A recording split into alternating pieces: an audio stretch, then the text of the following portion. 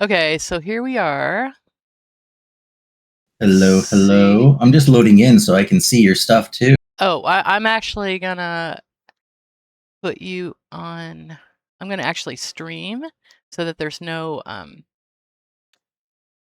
like delay for you. Okay, okay. Okay, there you go. That works too. Yeah, that seems to work better. And I'm gonna refresh my screen because it still shows me offline. Okay. All right, there we go. All right, so welcome to the VC Showcase. Today we have the OG Tennessee. Hello, hello. So I'm going to go ahead and load into the game, and I'm just going to actually go to the store first so people can see like what mods you made. And I didn't download every single mod, but I have actually quite a few of them. So I don't blame you. I we'll go don't know through. anybody but me who has every single one of my mods. Well, what's funny is I don't even have every single one of my mods running right now, so I definitely switch off. You know what? To be fair, if you count my all-in-one and the individual modules separately, then I don't have them all. But that's more of a case of the all-in-one already encompasses all of them. Yeah. So I actually went through the Unity because I had the Black is Sea running. I had another survival mod that when I tried to load yours in, I'm like, well, maybe I can just run them both, and it just crashed. So I was like, okay. Yeah, So I went Fuar through the was just Unity. saying that there's some incompatibility with other mods, and that is unfortunately just the state of modding. Well, There's I mean, always so many. You know, I mean, you can't like if I have a mod that makes a hat the color red, and then I load another mod that makes the hat a different color red, I'm obviously not gonna be able to have both colors of red on the hat at the same time. That just makes sense. I don't consider that an incompatibility though. That's a small incompatibility perhaps, but real incompatibilities are like a crash. Yeah, you CTDs. know. Well, I'm just saying, at some point you do have to make a choice. That's what I'm trying to get at. Yeah. So Tennessee's like, well, I'm not really sure you do. I don't know. I run a lot of mods together. Parts of them don't work together, but I'm fine with that. I'm like, whatever. Yeah. Okay, that part doesn't work, but the rest of it does. So I'm just gonna continue on with my day. Yeah, I mean, I guess you have a good point. So, and I think I do run. I have done things like that in the past. I have. There's something going on where I can't seem to get Falklands to run with Watchtower, and I have friends who run mods. I mean, that run Falklands and Watchtower together and have no problem. But if I run Falklands and Watchtower together, when you're on Hamdall Station, there's a particular door that you have to go through, and I go through that door and my game crashes. I think you were telling me about that before. So I have no clue. Anyone who has a solution, because I know several people who do not have that problem. So what I'm thinking is there must be some third mod that's involved that I have not figured out.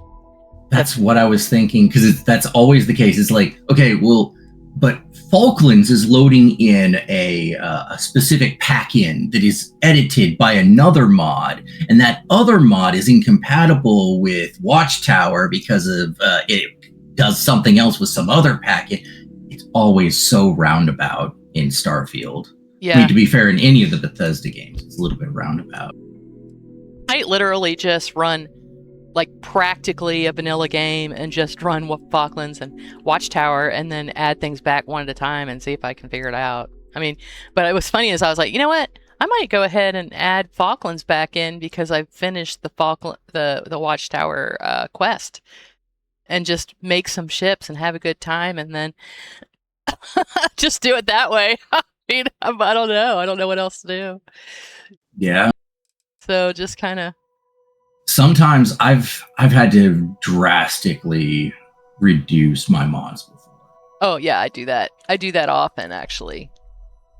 When I did a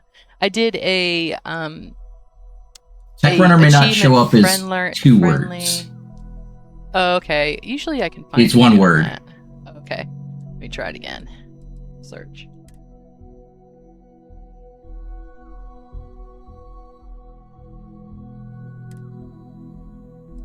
Okay. Yeah, I was trying to find a word that worked for Starfield that wasn't like Cyber Runner or Netrunner or something like that. Yeah. So many of the cyberpunk different lore has already kind of claimed most of those. Yeah. Yeah, I love it. I love Techrunner. And I even made a little video about it, and I guess I tagged you in it so that you could see, because I was like, wow, Watchtower with Techrunner, it's just crazy because there's so many things to loot in it. So I don't know if tagging me worked or anything, but it just came across my feed one day. Oh yeah. That's what it was. I think it just came across your feed. Yeah, because obviously I've looked for Techrunner stuff before, like, okay, are other modders covering it? What did they say? I always look for feedback pretty much in every avenue that I can. So I think the algorithm just said, somebody was talking about Techrunner and just showed it to me. Which I guess is YouTube working as it's intended, right? At least. Yeah. So that's how I really kind of discovered, it's funny because I'm often like that. Like something will catch my eye. And I remember reading about Techrunner in the super secret, VC Discord and thinking, wow, that sounds really fun. And what kind of, let me go ahead and open up so people can read How many months ago was it that you first saw it? Because I posted that so long ago. I was like, hey guys, I got like 2 weeks left on development. And then it was like 5 months later that I finally got to post it. Got to send it in. It was a while ago. Yeah, it was a while ago. I remember initially looking at it and thinking, that's a really clever way of adding more gameplay to, quests that you've done many times over. And I think the system that originally spawned it was actually my oxygen mod. In my oxygen mod, I wanted to make it so that these little oxygen tanks that you find everywhere, you could pick them up and use them as like oxygen when you're out in space and stuff like that. And that required me kind of on the fly replacing those objects as you're running through a POI. Now, for those, it was super easy because they are movable static objects and they can have their own scripts, and that works just fine. For Techrunner, I had to build an entire system from the ground up that looks around the POI, finds these static objects, and replaces them with things that you can interact with. Yeah. But it was born off of that idea. Oh, that's really cool. So I got the my cat just walked across my keyboard. Hold on a second. They like to do that. Oh my gosh, he's such a little pain. Is it the tabby energy? Yeah, it's the 15-pounder, of course, that walked across the keyboard. Of course. So, I noticed. Yeah, because I picked, because I'm a mod author, and I actually look at stuff and really, really try to, see what's going on. I noticed that the teal stylus will have a tablet appear underneath it. How did you do that? I just thought that was so cool. So those are objects that can have their own scripts, and I modified the base object so that when you're going into a POI, and it checks to make sure. I think there are some POIs where it won't do it. There's a few POIs where they're like, okay, this is part of your outpost. We're not going to touch that. But a wild POI that you walk into, like, out on some random planet, it'll say, oh, hey, this is a POI that we can do this for. We're just going to delete this old object and place in at exactly the same position the data that looks exactly like it, except it's got a little screen on it. Huh. Yeah, that's really cool. I love, and I love the artwork that's on them, and just the names of them have made me laugh. You know? I did not make any of that artwork, actually. There's a ton of viable texture swaps in the game already for them, and that's how I did most of that. Yeah. I want to make some that are custom, but I'm not much of an artist. I can do a bit of art. But it wasn't on my first run through of making the mod. It wasn't high on my priority list. It was like, I need to make it work. I need to make it look good. I need to make it, feel good. I can polish it more afterwards. I didn't want to polish it endlessly, though. You should put a picture, because it has like cat stuff. You should definitely just put a picture of your cat. Yes, just put a picture of your cat. That would be maybe awesome. Maybe my cat run through like a little like a filter of some kind, so that it kind of looks a little more cartoony. Yeah.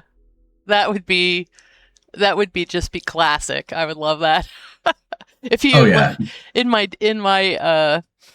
my Twitch, I actually have a Bilbo approves emote. That's just a picture of my cat. Nice. So Cat Media actually is a little Easter egg for anybody who played Elite Dangerous. Oh, well, fun. I love hearing stories like that.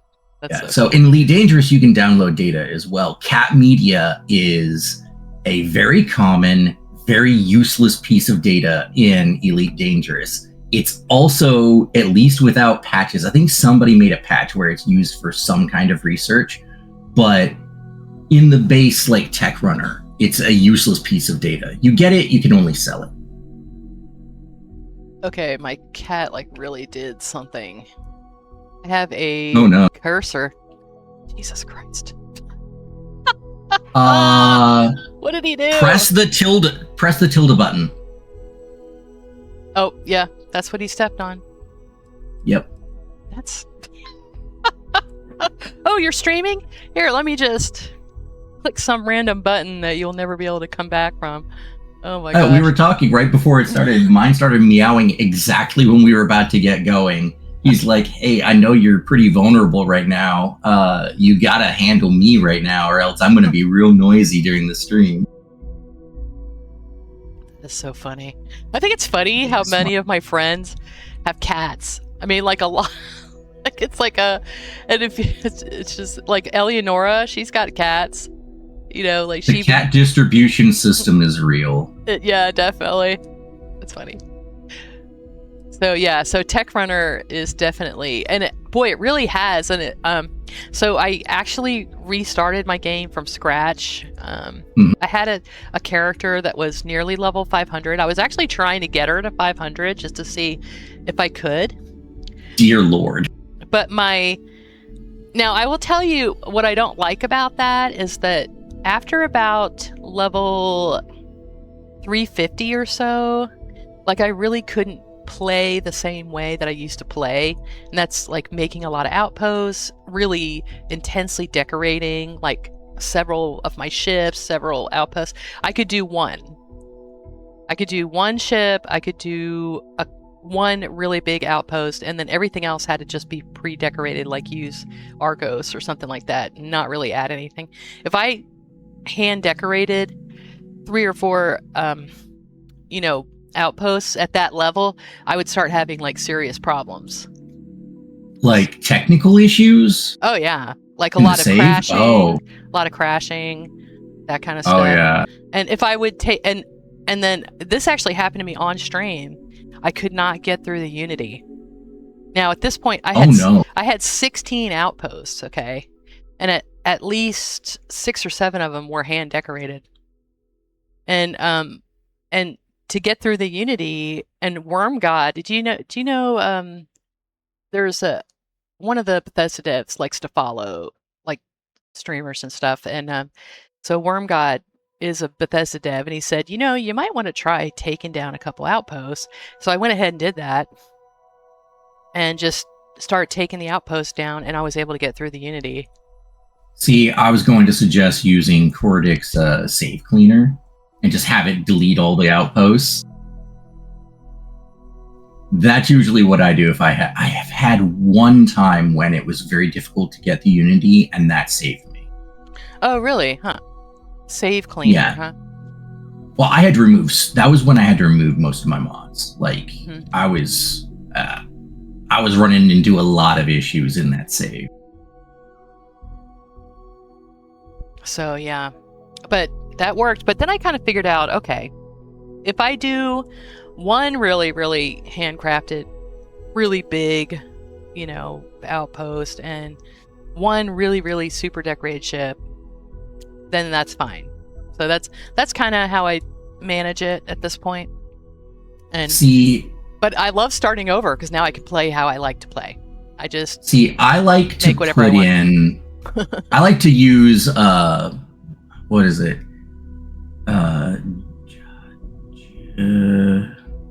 Jimps. That's what I call them. JMPS something or another. Anyway, he made a mod. I don't even know if he released it, but it was like a Outpost Anywhere mod. Okay. Mm-hmm. And if you use it, you can essentially drop down a beacon, and then it makes the area, whatever area that you're in, into a usable outpost. Mm-hmm. And then you can immediately make it into a real outpost by immediately trying to place down an actual beacon, like a regular vanilla beacon. Okay. And then that claims the outpost for you, and it's super easy. And so I just run around whenever I want to make a new outpost. I find a nice little POI, and I'm like, this one's mine. I don't like doing super decorating. I like taking over places that are already pretty cool. Yeah. So, yeah, no, I like super decorating. But that's, it's funny because people are like, oh, you should go play, what is it? Cyberpunk. Go play Cyberpunk. And I was like, no, you don't understand.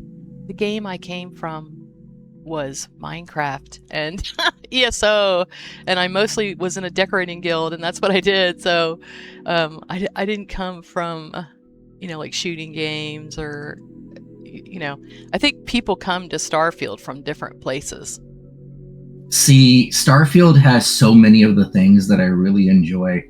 I have played a lot of games. Cyberpunk is one of them that I have absolutely adored. Minecraft is another that I've absolutely adored. And then there's one that I will not recommend to anyone is, I forget the name of it, but it's you make cars out of like old post-apocalyptic stuff, but it's very pay to win. It's not a game. It's not a game that I would recommend, but the system that they use for making those cars is very similar to the system used for creating ships. Mm-hmm. So Starfield immediately yanked me into the shipbuilding and stuff. Oh yeah, did you hear about the Elder Scrolls 6 is going to have shipbuilding, like ships that are in the water? I think people have speculated. I have not heard any concrete evidence, and I refuse to believe anything that is not concrete coming from Todd himself. Okay, I thought that was from themselves. I don't know. I didn't know that was a rumor. I don't know that it's a rumor. You could have heard something different than me, but I have heard that because it was a system that was put into Starfield, that it would be very easy for them to do it in the next one. And I believe because it's supposed to be Hammerfell, I think, it would lend itself well. Yeah, it would lend itself well to that system. And it's like, if they don't do it, they're just being silly. Oh, right. Yeah, definitely. But who knows? Yeah. So I'm looking at TN's Class M and Starborn Guardian shipbuilding, and this is pretty cool. Tell me about this. Tell me how this came about. I was not the first. I'm going to say this live on air. I was not the first one to make it so you can make a M-class ship. Mm-hmm. Okay, but the ones that allowed you to make M-class ships neglected the fact that the majority of the M-class structure parts and HABs and anything else, they're all foobarred and unfinished. Mm. So I didn't make most of what's in here. I fixed the M-class system and made it work. And that's pretty much it. Now, what I added on to it was obviously, you could do it anyways with certain other mods, putting halves inside of the M-class halves and the M-class structure parts so that you could actually move around the ship. I just refined that a little bit, made it so that there were better connection points and stuff like that. The only part that I think that was really me, like from the ground up, was making it so that you could edit the Starborn Guardian ship. That had to be done. That had to be done from the ground up because that thing was not made to be modular in any way. The way that the ship builder works, it requires that you have certain parts on your ship or it just errors out. So I had to make it so that you could put, quote unquote, parts onto the ship. And there's this little tiny little, I think I reused one of the shield generators as like little dimples on the back there. So you could put them on there and satisfy those conditions. And then I played around with some of the connection points, gave it new attachment points. Solving the docking and the landing problems, those were the bigger ones. Unpopular opinion, I hate the Starborn ship design. I mean, hey, I don't use the Starborn ships myself either anymore, but for a while I did, especially when I first get into a Unity. I don't bother with making a new ship yet. I just modify the Starborn Guardian and start from there so that I can kind of get set up. And I love to be able to modify that thing enough that it's actually viable. Well, what's funny is since I'm such a Xenomaster, I love that the animals sure do have an easier time walking around the Guardian ship. I will say that. That's to me, that's the only thing it has going for it. But my biggest issue with the Guardian ship was that you can't put turrets on it. So if I could put turrets on it, okay. With this you can. Yeah. With that one, yeah, then they work. So yeah, no, I'm totally gonna give it a whirl this time because I have this going on for sure. Yeah, and that one's probably my most downloaded, most popular mod, because at the end of it, like, there were other mods that allowed you to make M-class ships, but none of them were really complete. And so I think just eventually over time, that one became the de facto. And I never really expected it to. I thought for sure, I was like, people aren't really going to care that much about the M-class ships, but I really want this because I like the M-class ships. I want to be able to build with them, but none of these other mods are doing it. Do you have videos or anything that show you like how to build M-class ships? Because I do have a few with it kept throwing errors, and I was like, I need to watch a video or two and figure this out. I have them though. Remember I was talking to you about streaming on my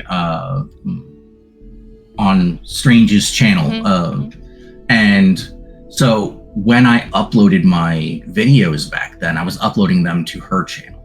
So they're not on my channel; they're on hers.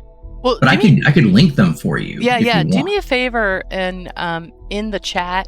In Discord, in my Discord right now, go ahead and put a link, and I will put that on my Twitch page so people can find it. Yeah. Let me find those. Or I'll put it in my the Dark Star Discord. It's where I mostly interact with the audience. I actually keep this Discord. I don't encourage people to really join it, and that's why I just sent you an invite to the voice thing. Not because I'm like snobby or anything, but just because I only use this Discord for doing interviews. It's just so people don't wander in and don't know I'm doing an interview, and they're just like, "Hey, what you doing, CP?" And I'm like, well, I'm doing an interview right now. So that's basically why. But yeah, let's see. I thought that there was a third one for these. No, wait. The first one is to M-class. Second one is to the Starborn Guardian. I'll link them both. Oh, that is so cool. I want to see the side of the ship. All right, and just general chat. Yeah, that's fine. Yeah, and I'll grab that and put it in my Dark Star Discord then. I think also this might be one of the few videos where I actually talk. I have a few videos where I talk, but for the most part, I think for my paid mods, I didn't do any talking. This is really for any cool. Of them. I did like a subtitles kind of way of doing it. Yeah, I want to try to make this ship. This looks really neat. Yeah. That uses the Firefly engines, I think, is the part of it. And then a few parts I don't know if they exist anymore, because that bubble up on top, that was from Deratech, but I think Matilages has something very similar now. Oh, Yep. Yep. Yeah, I interviewed Matilda Eric John a bit back. He's another really nice guy. Oh yeah. He's actually in my Legends Discord. Oh, nice. Him, Jimps. Cool. I've got Tank Girl in there, and my Yuki, who makes the N12 shields. And then we also have like a few other people that aren't like, we weren't there when we started it, but have since become kind of honorary legends as well, like Sergeant Owl and... Oh, nice. Yeah, just a lot of people kind of drop in, and I'll be honest, people talk more about modding the game now in there than about any of our mods. I constantly am looking in there, and they're talking about like, hey, I can't figure out this quest. You know, these quest hookers, they won't fire off and everything. And people are just chatting about it. And I'm like, nice. You know what? I'm not going to interrupt this. Yeah, no. Yeah, that's great. Okay, you were talking about TN's Earth biomes. I figured let's go ahead and have that little conversation again so that you could tell people that about it. So the Earth's biomes, first of all, if you're going to install it, just make sure that it's installed after any other mod that modifies Earth, that adds a new POI to Earth. Because whichever one is loaded last is where it'll take the biome information from.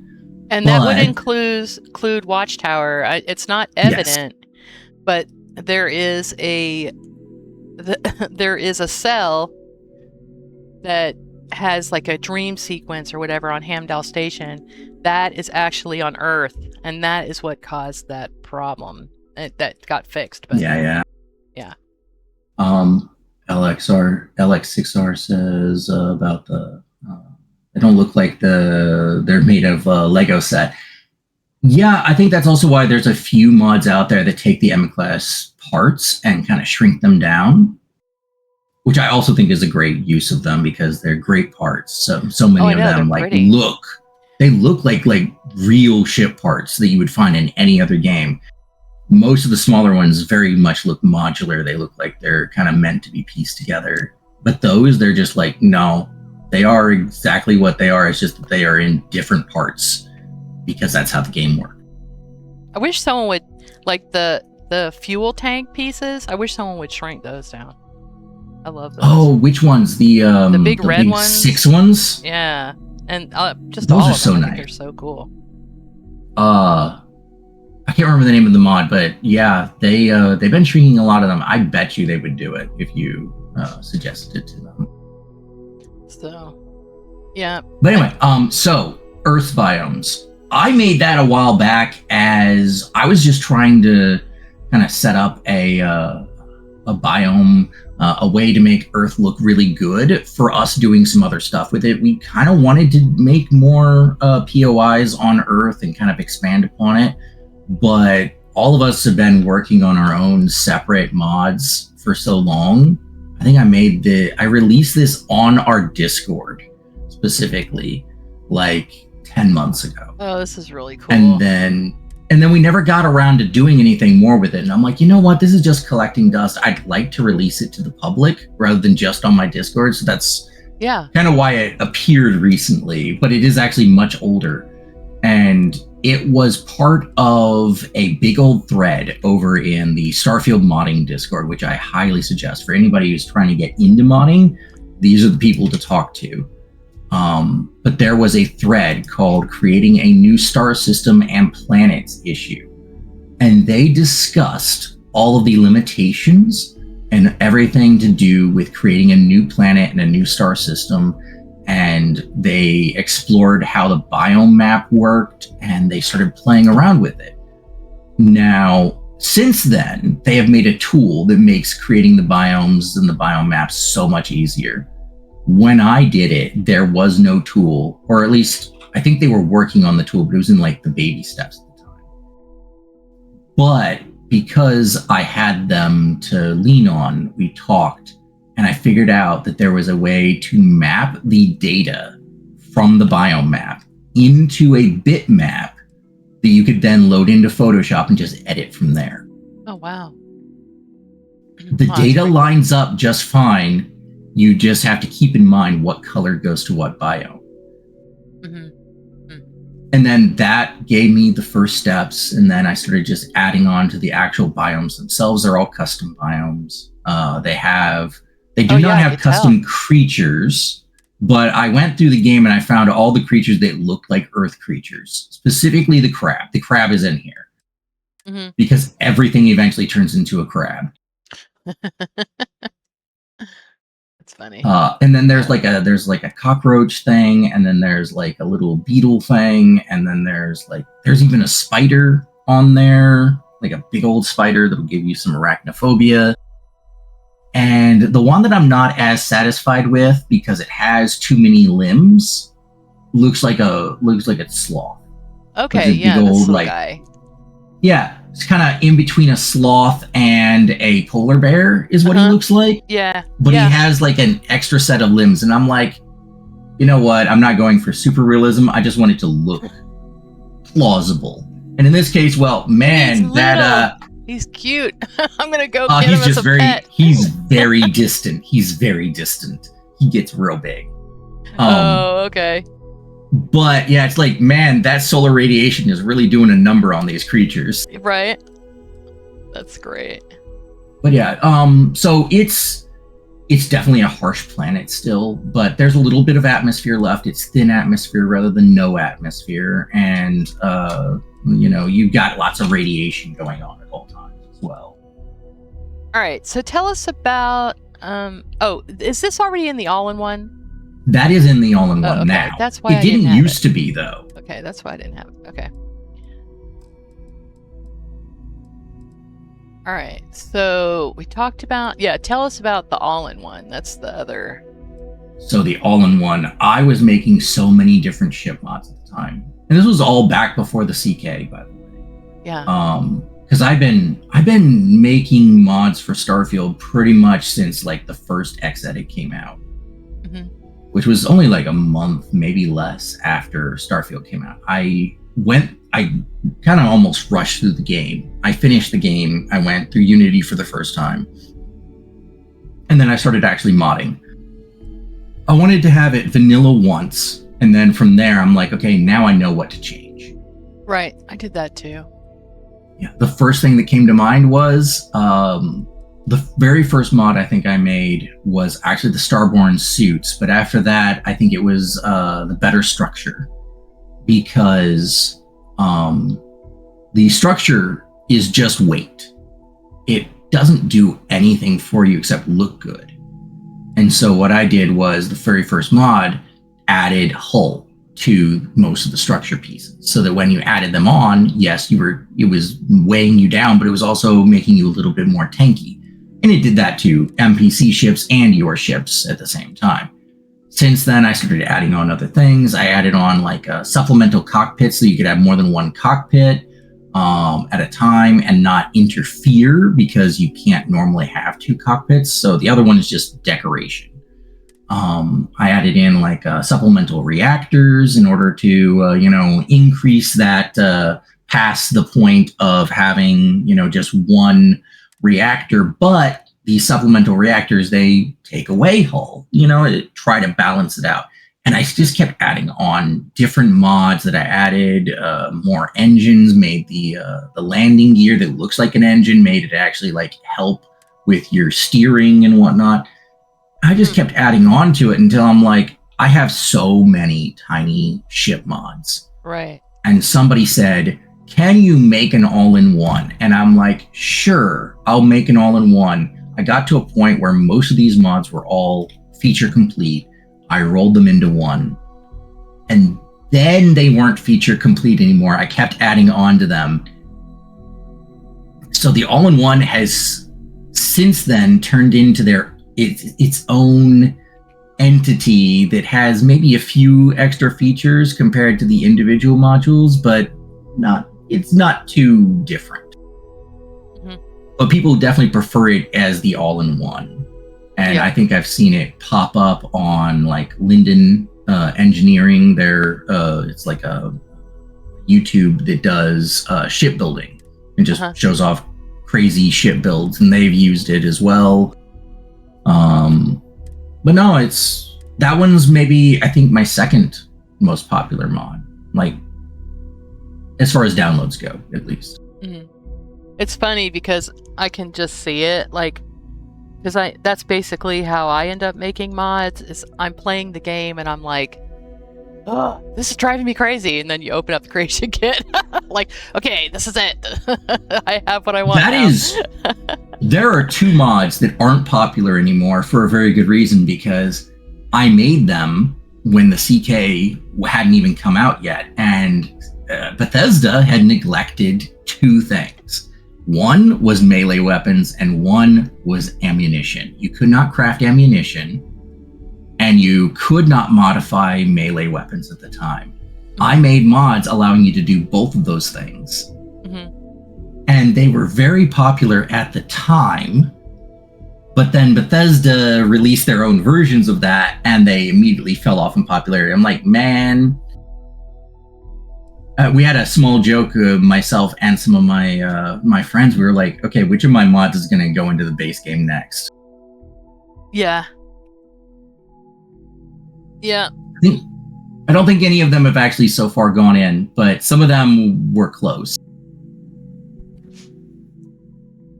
Okay, so you were telling me about, I guess, realistic oxygen, and then, of course, out in the blackness, right?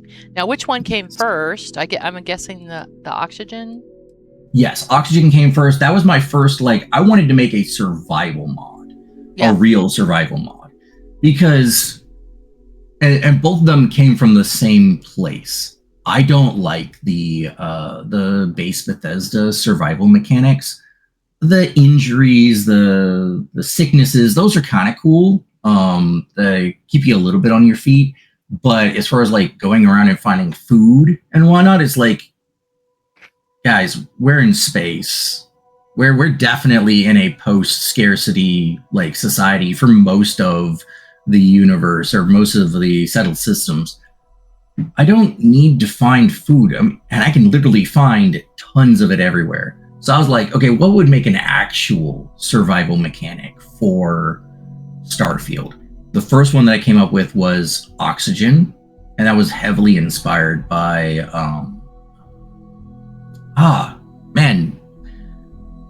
let me open up my Steam. Mm-hmm. Words are just not coming to me, and this is one of my problems with running a stream. I don't have Subnautica. Thank you. Subnautica was what inspired the oxygen mod. Yes, brain fart. I get them all the time. But I made the oxygen meter that's already on your HUD. I made it work when you're out in space, a vacuum. I made it work like Subnautica, where it will slowly run out, and if it runs out completely, you're gonna asphyxiate and then die. Now, you use up more of it as you're running, but it doesn't run out it doesn't run out as fast as when you're in atmosphere. In atmosphere, it's just more of a stamina bar, I'll be honest, and that's what they designed it as. But I wanted to make it a survival mechanic, so that's what I did. And then there was other things that went into it. Specifically, I had to change many pieces of the base game so that they all worked with that new mechanic. I think there were a few perks that had to be changed because the the mantling, if you were to just walk up to a wall and then repeatedly mantle up onto that wall, you just continually get oxygen back, which wasn't exactly, didn't really work with these systems. And then, of course, I added in the oxygen tanks that you could get from enemies, from containers, and in the world, which I was talking to you before we started, and that in the world spawning, replacing things in the world is actually what led into Techrunner. Yeah. But so I'll be able to pick up oxygen tanks? Yes. Okay. Yes, there's lots of oxygen. Many POIs already had oxygen tanks. Yeah, they do. But they were used as like you could shoot them and they would explode. That was actually pretty good in the early game, but I think later on, like, they did almost nothing to most enemies. But you'll run into them, and some of them, depending upon your settings, there'll be like a lot of them, or if you set it really low, there'll be like maybe one or two of those oxygen tanks still there, and you grab them and you can, use them as you're running around and refill your oxygen as you're going. But no, and then Out in the Blackness went a completely different way. I said, okay, what's the real problem when you're in space? It's your spaceship. It's your lifeboat. And this was based off of two things. Pacific Drive was a game that I was streaming and playing a lot at the time. I love Pacific Drive, by the way. And they had a mechanic in there where your car would get little malfunctions that you would have to diagnose and treat. And also the fact that at the time I was doing a lot of DoorDash. I'm still doing a lot of DoorDash, but at the time I was doing a lot of DoorDash, and my car kept getting into the shop, having little issues. And I kept having to try to figure out what was going wrong with my car. And that led me into the idea of, well, why don't I have the ship itself have malfunctions that you have to diagnose and figure out? And then back to that whole, why are you picking up all this food out and everywhere? Well, your crew needs that food, so you feed your crew at the same time, and that all those systems kind of feed into each other. The updates that's coming out is actually going to make it so that the better you take care of your crew, the better the crew takes care of your ship. So you get less malfunctions as you get the right crew members on board, and those crew members can do small amounts of maintenance on your ship as it's going, so you get less. So all right, so if I'm starting this, so what kind of crew members do I want to try to get that's going to keep things good? Okay, so there is I won't name their names, but there is a specific NPC near the end of the main quest that is optional to get, but he's a really good engineer who's very good at saving facilities and perhaps ships from certain destruction. He's a really good one to get. He's great at maintaining things like your grav drive and your reactor. Then there's a certain person who deals with a lot of xenomorphs out in the wild and knows how to, handle them if they get onto your ship, especially heat leeches, if you know what I mean. Yeah. Yeah. And then there's a specific doctor, pretty much the only doctor in the game, and she's really great at making sure that your ship is sterilized at all times and no mold gets growing on your ship. So each of them, I think that there's like 5 or 6 in total that each kind of handle different things. And then, cool. And then I think all of the crew members that you can get, the special ones, Matthias, I think is his name, and the woman from the Crimson Fleet, they both help with a very specific malfunction that isn't advertised, but you run into if you do a certain quest.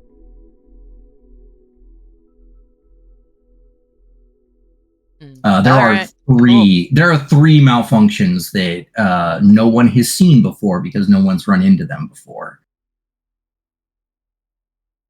And they're triggered by specific things, and then you have to diagnose them. Is this something that you can add mid-game or not?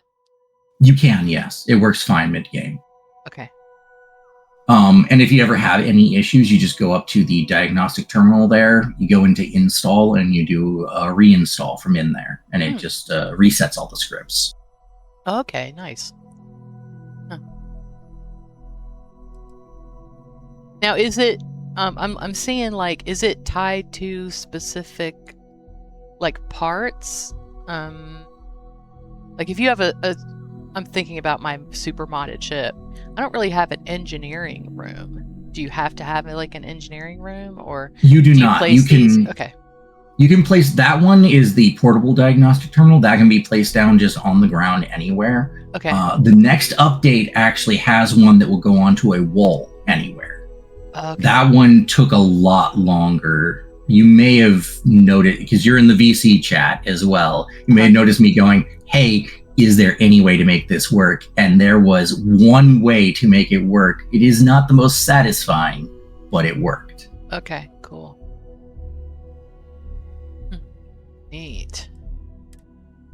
Yeah, but that one is, honestly, it's more niche than a lot of my other mods, even more than the oxygen mod. Uh-huh. You're going to want that if you're heavy into the survival aspect of Starfield, but you may not want it if, you're just tooling around and want to destroy everything. It's going to slow you down. Well, what's funny is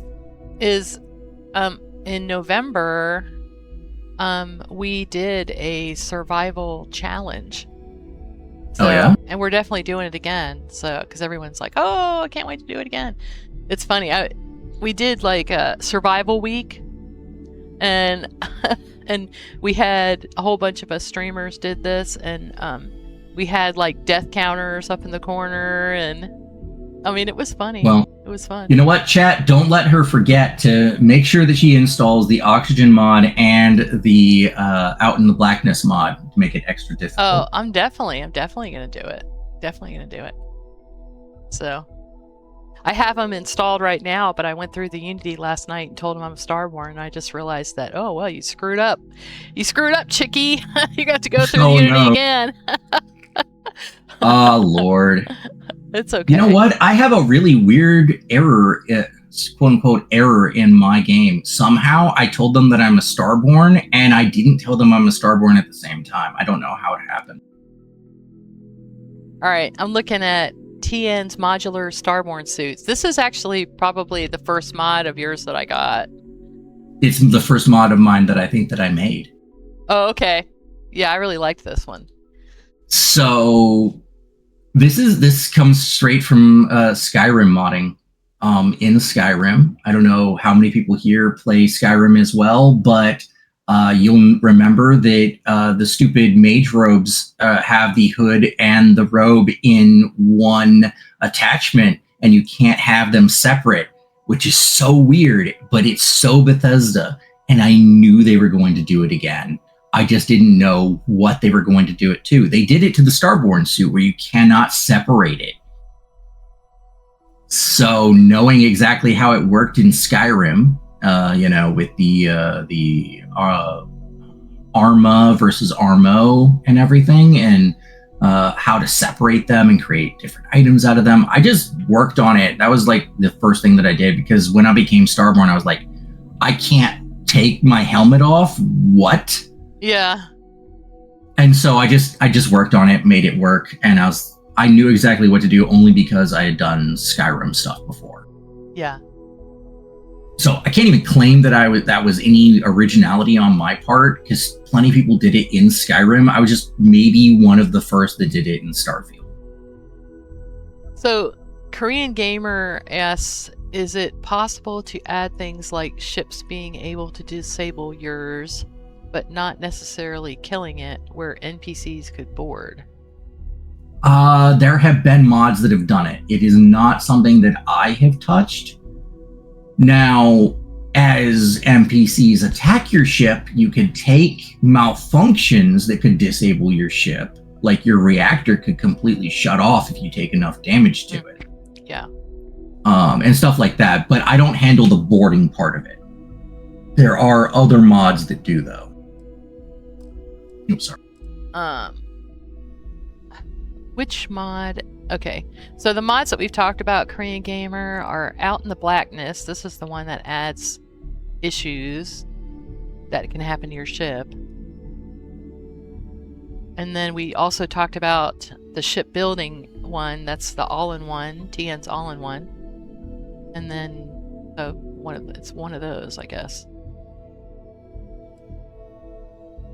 Yeah, I think it's probably out in the blackness because the all-in-one only changes ship parts.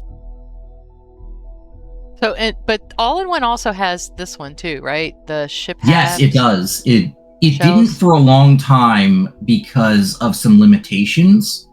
So this comes down to the difference between Xbox and PC. PC could change INI file settings, but Xbox could not. And for a short time, I had my M-Class mod included an INI setting change. But as you know, over a year ago now, they disabled the ability to upload INI file changes with an ESM file. Like, they just disabled it because I guess some people were because the CK does it automatically. If it finds an INI file of the same name as your ESM file, it'll just upload it. And some modders didn't know that that was happening. So these INI files that were being created, there's a whole complicated reason why they're being created, but they weren't being created by the mod author. And they were being uploaded with the CK, and they were screwing up people's Xboxes pretty bad. Okay. So they disabled the ability to upload that file with the CK entirely. Hab shells requires an INI file change. Until, I would say, maybe around that 10-month year mark ago, I didn't know how to do that. But now I figured out you can use a script, you can use a papyrus function call to temporarily change an INI file setting. And if you set up the script right, it runs every single time that you load into the game, which is actually how a few of the ship mods, like I think, I don't remember the name of it, but it's one of them that unlocks the ability to do certain things to your ship, you know, like put parts closer together, merge them and whatnot. Yeah. That uses that same scripting method. And it was not a me thing, but I partially pushed for it. And we, as a group of in the VC chat, figured out how to do it. And that's how I was then able to bring Hab shells to Xbox and roll it into my all-in-one, because I didn't want anything in my all-in-one that didn't work on Xbox. But it works now, and it essentially just changes the exterior of your Habs to whatever you want them to look like. That's great. You don't have to be limited to the interior. If you want the interior to be something, but you want the exterior to be something else, you can do it. Oh, wow. That's pretty cool. I didn't even think about that. For me, I'm just thinking, oh, yay, all my things can match. That's all I cared about. Yeah, I do a lot of, like, especially for like different mods, because this works with a lot of different mods. As long as that mod uses the vanilla exterior pieces, this will snap onto them. So like cool. Most of the Sergeant Owls mods, they use like a good number of them use Hope Tech exteriors. But I don't always want a Hope Tech exterior being visible on my ship. Yeah. Well, I just use a Hab shell and snap it on top, and then that's it. Yep, works with those two. We need to get VTI's shells in there. That would be amazing. There are a few patches. I did Matilages. Matilages work, so you can add Matilages exteriors to some of yours as well. I'm going to show you. But that's a patch. Oh, Varun Sev or Varun Tech? Yeah, hold on. I'm going to just see if I can find it. Okay. So, look at these. Aren't these gorgeous? They're absolutely gorgeous. Yeah. What are you doing to me? You're making it so that there's another patch I have to make. I'm giving you work. I'm sorry. But look how pretty it is. They look so good. Deskel did that. Deskel. I still haven't got from Ontario's made the shell for I believe it. He does great work. He does a beautiful job. Yeah. Oh man. This is like sitting in the Dark Star Discord at night, and then they're like, hey, what if I did this? You know, then you get this. It's funny. You know what? I'm going to say it publicly too. If anyone else wants to make patches for my mod, I'm so good with that. I support you guys 100%. That's funny because I'm already bugging Recon. I'm like, okay, I need just like a hallway piece, and I need this and that, so I can have a ship that has all these pieces. Anyway, it's funny. But yeah, my Falklands patch is behind a version, and I still have to get it updated. And it's endless. Every time somebody updates something, I gotta update my patches, and that is by far the biggest thing for me on here. Most of my mods are feature complete. Like, I'm not gonna add on to the modular Starborn suits. They're pretty much done. There's nothing to do there aside from more patches. That's funny. Which is thankful, because if I had to go back and constantly update all of these, I'd never get to anything new. So tell me about Tian's plasma Laredo gun. Is this is kind of new, isn't it? Is this pretty new? That's somewhat old, but okay. A lot of my mods just go by that. People don't catch some of my mods sometimes. Ooh. That's the Dragonfire add-on for the I can't remember what that double-barreled shotgun is called. The Coachman. The Coachman, there it is. I'm bad with words if you haven't been able to tell.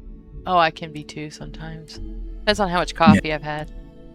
Yeah. I believe Richard Presents did a review of this, if you guys ever want to go see Okay. it. Yeah. So he loved. I think it's shown up in several of his videos actually, because he still uses it. I know that. But essentially, there's a guy out there who reviewed all of Starfield's weapons and put all of the Laredo arms at the very bottom because they made no freaking sense. Yeah. They did not look like they were made to be ballistic weapons, and I'm a big Fallout fan. I love the plasma weapons from Fallout, and I was very disappointed that no plasma weapons made it into Starfield. And I was like, you know what? I can kill two birds with one stone. I can make the Laredo weapons make more sense, and I can get plasma weapons into Starfield, and that's pretty much what I did. This is pretty. That is not mine. I didn't make it. I just stole it from somewhere else in the base game. I don't know. I remember where it comes from. It's from one quest. I want to get a texture replacer, though, so that it's green. That's the only thing that I still want to do to that. Oh, yeah. That's easy enough to do. Yeah. I just haven't gotten around to it. Yeah. I've always got a big to-do list. But yeah, so all of them are now energy weapons. They deal energy damage and heat damage. So like a heat hazard. That makes sense. Yeah.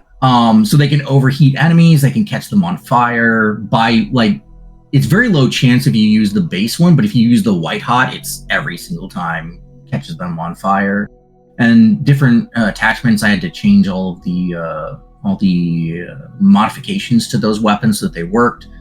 Be careful though if you use a mod that adds new modifications to those weapons. Some of them will crash your game. Oh. Because Starfield cannot display and not have more than 2 damage types on a single weapon. Yeah. If you do, it crashes. So some of those will add extra ballistic damage onto the weapon that no longer has ballistic damage, which will create 3 damage types and then crash your game. Gotcha. Okay. Hey, Korean Gamer has a question about, let's see, space mining and salvaging mod. Okay, he's got questions about that. I'm sorry. We didn't get there yet. Oh man, you go ahead and ask. I'll answer them. Now where is what's it called? The salvaging? Space mining and salvage. Next to it is the actual one. That's just the patch. Oh, gotcha. So I made this. The reason why the patch is there is because Star Sim Conglomeration came out, and we were doing most of the same stuff as far as space mining goes. That patch just makes them work together, so you can use nice. You can use a lot of stuff. Yeah. But yeah, no. Again, I come from Elite Dangerous. Elite Dangerous was my main space game before Starfield. So the fact that the space mining was so very lackluster, I had to do some modifications to it. And what I mostly did was I added specialized space mining lasers that allow you to damage these asteroids, and after a little while, the asteroids will blow up. They won't blow up if you use regular weapons on them. I mean, they will eventually, but you're going to be there for 10 minutes, probably. Yeah, you shooting have to missiles at them. Yeah, they're like bullet sponges. Yeah. So a lot. I have had 2 different groups of people tell me that they cannot run without this mod anymore. One are the ones that love to do space mining. They run around. They're like, you know what? I don't want to do an outpost. I just want to run around with the ship, shoot a bunch of asteroids, and get all the resources that I need that way. They're not into the outpost game, which is understandable. And then the other ones are the ones that love to do space combat, and they're like, hey, now that I can't destroy those asteroids, I got to maneuver around them, and so do my enemies. Yeah, he says, another Elite Dangerous Enjoyer. Yes. I haven't played in a while. It's mostly because modding takes up most of my time, but I want to get back to it. I've heard Elite Dangerous has had kind of a resurgence recently, and I'm like, I really want to see it. But Star Citizen, my main game, I don't do Star Citizen because I don't have the cash for that. Starfield doesn't really have that mechanic, Korean Gamer. You can't salvage ship pieces. You don't really. That's not. You really cannot do that. No. The 2 things that I added, there will be a lot more loot when you destroy a ship. So if you go up to them and you get stuff off of them, you get actual like parts that make sense, including like you can get unopened cargo and like communications equipment that went on the ship and stuff like that. And you can take that to your workbench and break it down into like smaller pieces, things that you can actually use for crafting. But you can also, those debris fields that look like they are either huge ships or space stations that have blown up and kind of scattered into the atmosphere. There should be at least one picture on there. I just don't know where it would be. There you go. That one. Those things, you can salvage those. The debris fields, you can break those apart. They're not the best though, because most of them are not built to be broken. They don't have any collision. So you could just fly through them, and therefore bullets just fly through them as well. What kind of stuff do you get from them? Can't. Mostly manufactured materials, actually. Gotcha. It's neat. Yeah. So that works pretty well. I run with that all the time, and it's one of the other things that I do when I get into a new game plus is I just run in and I put lasers on my ship and I start mining asteroids so that I can get a good start. Oh yeah, that's funny.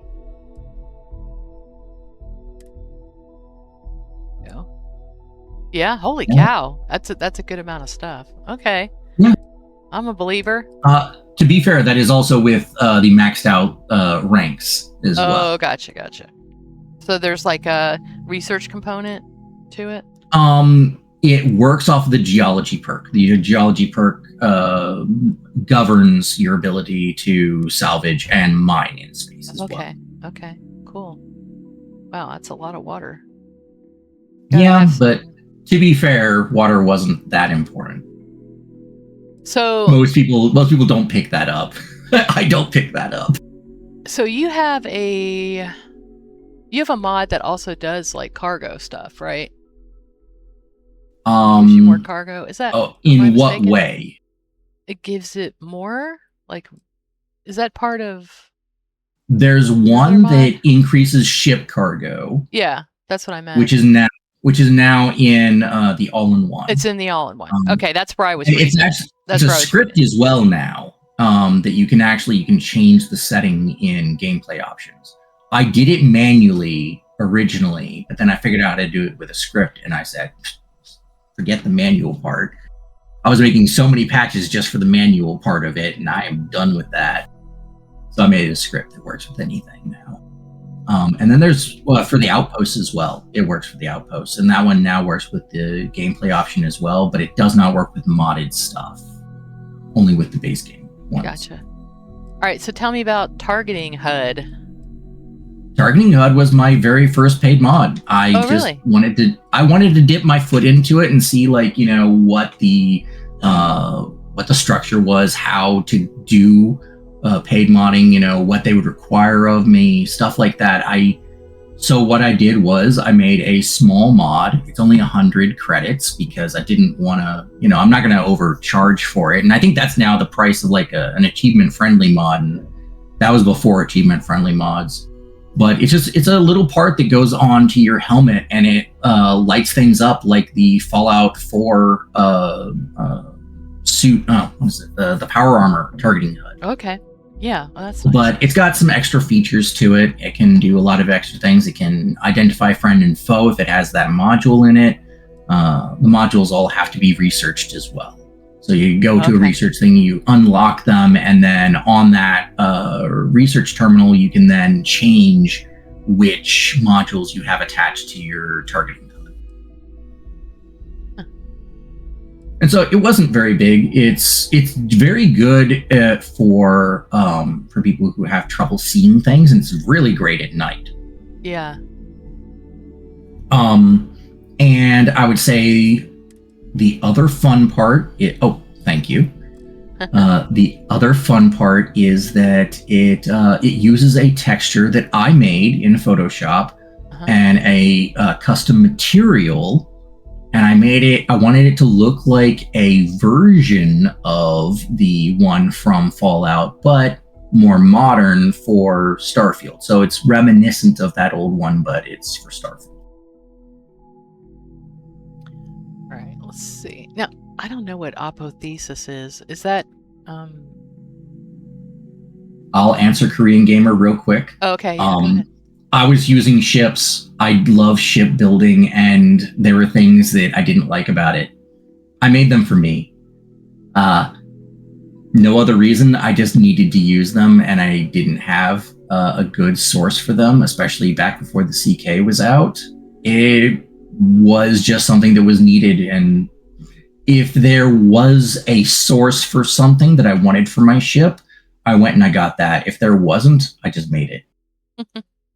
Yeah, that's basically how we all end up making mods. We're like, I want this. Yeah. To be fair, my ammunition mod was not the first ammunition mod, but it was the first one that actually used perks and stuff to unlock them instead of just being like kind of almost God mode about it. So that was why I didn't use the other one, is it just felt a little God mode-y, gave you too much, didn't take enough resources, etc. That was Cut Contact. Oh, this is the textile perk? The textile perk was originally in the game. It is, if you go into the CK right now and look up textile, you'll see it. It's already in there, but it's unused. It had a little bit of stats. It didn't do anything, but it had some text to kind of show what it was almost intending to do. It was intending mostly to modify your clothing. And so what I did was I just made it so that you could make outfits. If you ran across that outfit, let's say you did a quest where that outfit showed up, it would then unlock it so that you could then make that, like that one, the striker's coat. You could then, once you join the strikers, you can then craft the striker's coat. Okay. And stuff like that. And then you can modify it. You could add different things to it, you know, make it a little bit better, little bit of ballistic weave. It's not nearly as good as your space suit, but it's like, you know, it's just a little bit. And then I think you can also modify it to have protections against different environmental effects as well. Construct outfit, Slider's clothing. That's cool. Yeah. And that icon for it was also already in the game. I didn't need to make that myself either. That's nice. Yeah. So when I ran across it, I was just like, okay. You're like, what? I was like, that's awesome. I'm glad they thought about that. Let me finish it for them. Right. And so I've always wondered if they were going to release something that suddenly made that work. And I'm like, okay, I'm going to have to change that mod entirely. One of the reasons why I don't do achievement-friendly mods, aside from I don't like the idea behind charging for a free mod. even for achievement friendly status. I just don't like it. But the other reason is once you make it, you have to keep up with it. Even if Bethesda breaks it, you have to try to find some way to fix it. So if Bethesda broke my mod here, the textile perk, if I release that as achievement friendly, I'd be kind of on the hook for making sure that continued to work for the rest of the lifetime of Starfield. Yeah.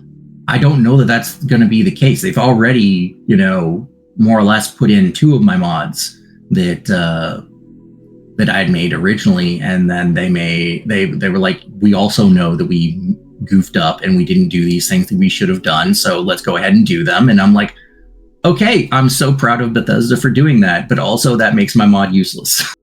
Yeah. Yeah, I can see not want to charge for what is essentially cut content. So yeah, totally understand that. So all right, let's see. Okay. What are we forgetting? Just waste management? Waste management is a tiny little mod. You get little consumables that you use next to things like blood splatters and whatnot, and it cleans them up. It just, that's all it does. It just cleans up stuff that's in your base that you want to get, cleaned up. Like if you had to if you had to kill something, or it was a POI that you took over and it just had permanent blood splatter there, you could clean it up. That's really clever. I like that. Yeah. It's like you're talking to a retired school teacher here. Okay, I get my Clorox wipes. Pretty much. The Clorox wipes mod. I love it. You can also clean up dead bodies, because you get, nice. NPCs who attack your place or whatever. You don't want them staying there for forever. Yeah. And I don't know why some dead bodies get cleaned up automatically by the system. Some of them don't. And some of them very creepily stand with their arms out, looking like some kind of specters. So yeah, I appreciate this. Yeah. I had that last night, and I'm like, ugh, that's creepy. Yeah, and I just made this because I took over a POI and it had a lot of blood everywhere, and I was like, I'm tired of running around, going into the console, disabling the blood. Let me just make a mod that lets me just run around and spam the cleaner and clean it all up. So what mod do you use that takes over POIs? I'm curious about this. I don't know if I was talking about that during the stream. No, it was before. It was before. Okay, yeah. There is a mod by JMPZ. I don't know if he ever released it though, is the problem, where you can essentially place an outpost anywhere. Mm-hmm. And it just lets you start, it essentially puts you into the build menu and it flags that area as an outpost. Well, when you do that, you can then place down a permanent beacon at that location, and then you now have the ability to, start building at that POI. Mm-hmm. I don't know if it works. Sometimes it's a little bit finicky and I have to use a console command. Sometimes it works right off the bat and I don't need to use a console command. So it's still not something that I don't know if Xbox players can do at all times, and I don't know if there's any options for them, but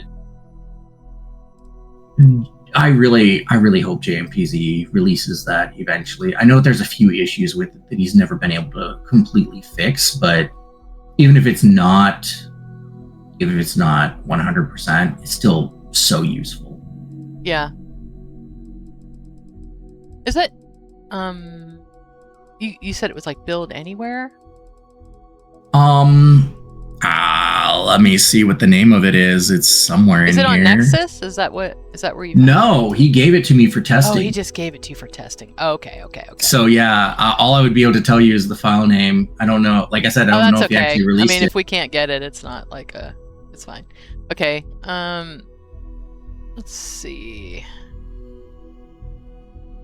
If any of these have to get. I wanted to get targeting HUD.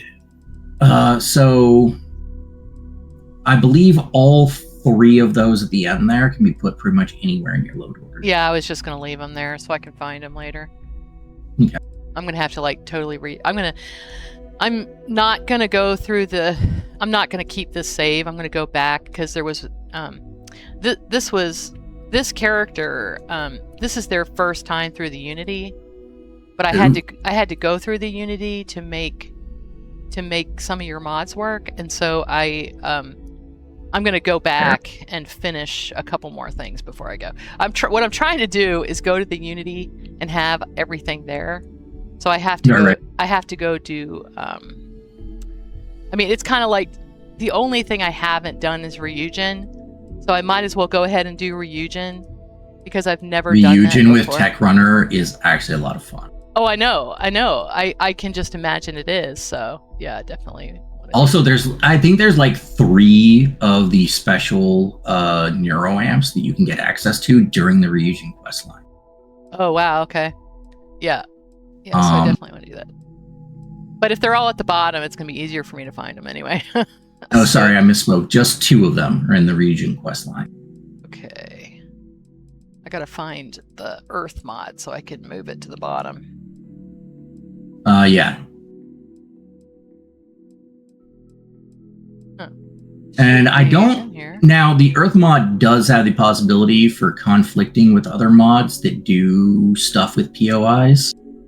Only because Earth does not normally have the ability to have human habitation on it. Right. I had to flag it a certain way so that it maintained all of its original statistics of not being very inhabitable, but to also still have human stuff on it. So that can conflict with some others, but I haven't actually had any reports of others conflicting yet. Well, it didn't make me crash last night, so... No, it should not. It should be. But it might cause like a POI to not show up where you normally would have seen one or something like that. Okay. I find this mod. What are you looking for? The Earth Biomes mod. Oh, when you were on your thing. Usually it's, I mean, it was near the top that I remember. Oh, okay, around there. That could be. I just put.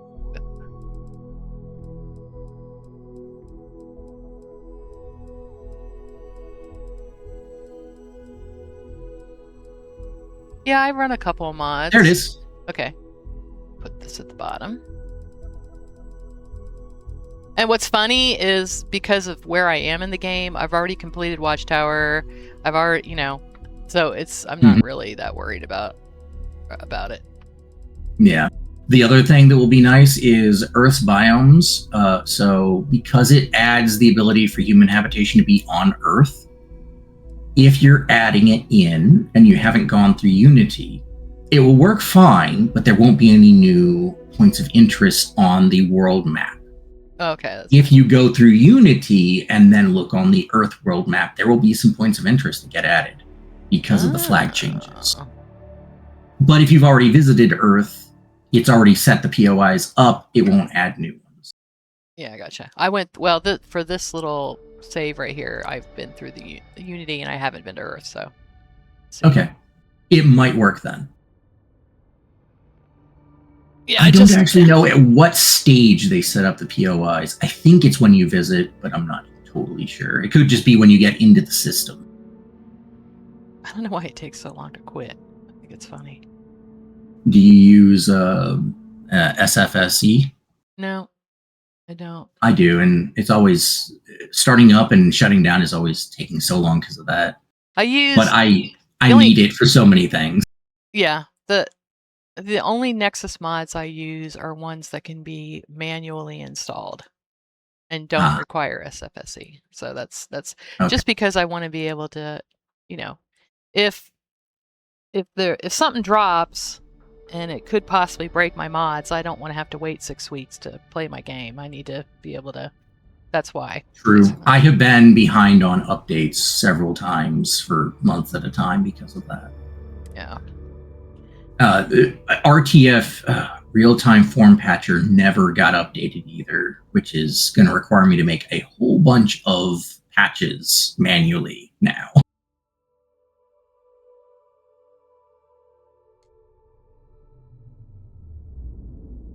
Oh, there we go.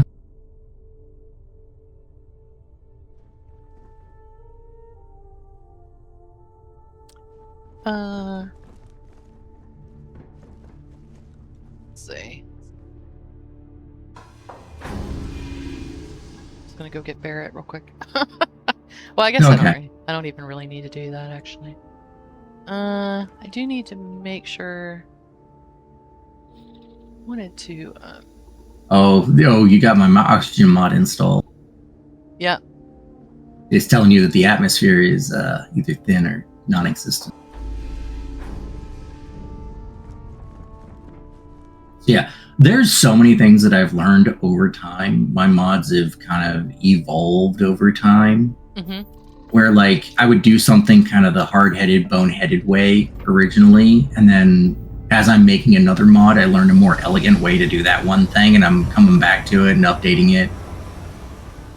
And so many of those things have happened here. Actually, Techrunner recently got that. The update that you got, I think it came out just a couple days ago. Jeez. Oh god, it's trying to start the. It's trying to start that. But no, that update, I actually learned how to do custom UI stuff from Prof X. Oh, nice. Yes, which is why Techrunner now has custom icons for all of the spells. Cool.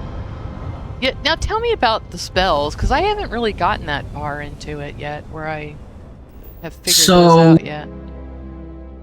So, as far as those work, they work like social spells because that's the system that Starfield has set up. Is they use a percentage chance for success, and I didn't want to change that too drastically. I do have ideas that might build onto it later, but I haven't finalized anything. Oh, Desolation! There you go. Oh, go check that out. Check it out. If you want to, go for it. The ice caps are the least interesting, though. I will be completely fair.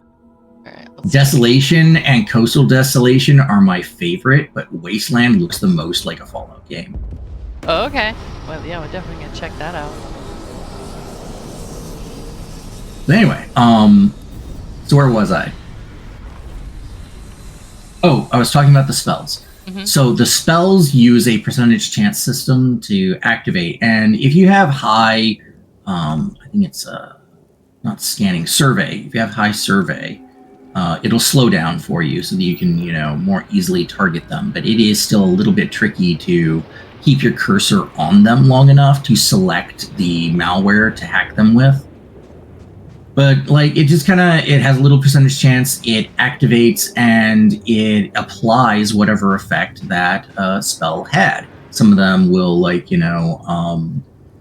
kind of almost blind them, like their helmet will get some fuzz on it and they can't see you very well. So like their accuracy goes down and their detection goes down, so you can more easily stealth past them. You can interfere with their communications, which will deafen them because they're, getting static over their comms. And also it will make it so that they cannot call for help.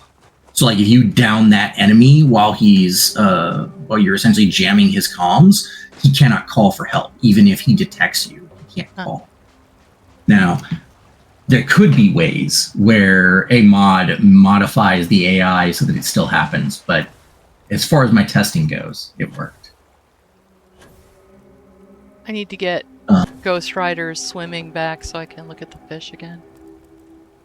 I have that actually. It's actually only like an I change. Yeah, it's super easy. We actually had Worm God was in here and he was saying, it wouldn't be that hard to fix the water.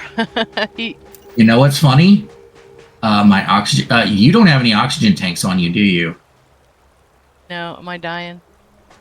Well, you're losing oxygen if you look at your thing. It is a thin atmosphere, so you won't.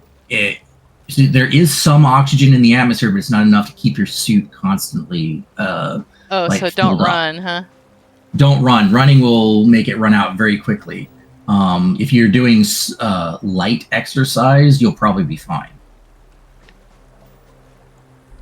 But you know what the other funny part is? If you were to dive into that water, my oxygen mod understands that you're underwater and treats it as such. Oh, that's neat. Because I want the underwater feature to come in too, and I was like, I'm building it in right from the start. Huh. Oh, there it is, abandoned fuel depot. So yeah, you did in fact get a regular POI. Okay.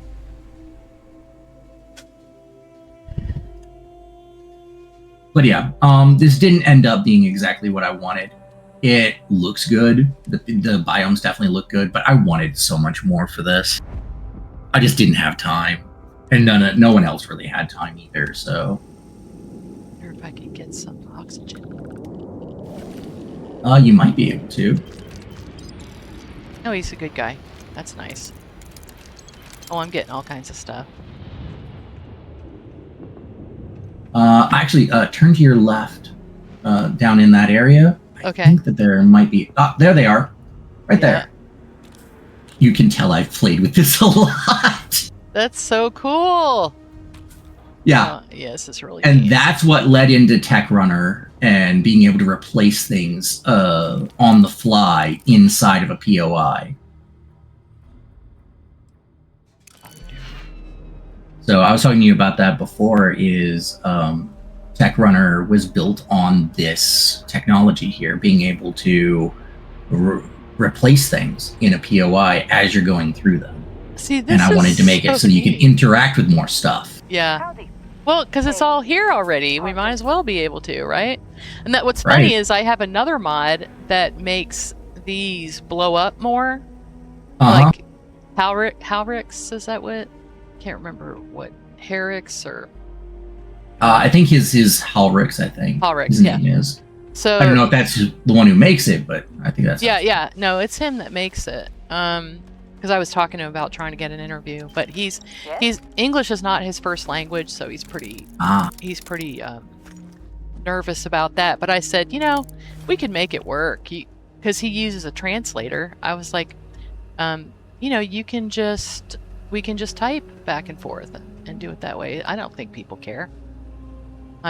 Inspiration for, I think I touched on that before. Is I just needed them, like. I wanted the shipbuilder to mean more when I was changing things around. I needed more cargo space, but I didn't want to okay, let's be honest here. Everyone be honest. If you're in a ship, your ship should not be able to hold less cargo in it than you can hold on your person at a time. Yeah, that makes sense to me. That's funny. So I understand how some people think that increasing the cargo capacity of your ship is a little cheaty. I don't. Not in that way. It's kind of ridiculous if you think about it. Like, you have this big cargo container, and from the outside of your ship, it looks like it's the size of a Volkswagen Beetle. And you're telling me a Volkswagen Beetle can only hold 200 pounds worth of stuff? I know. That's ridiculous. I mean, obviously, it's going to hold a heck of a lot more than that. I mean, I was a college student. You should have seen me packing my Geo Metro.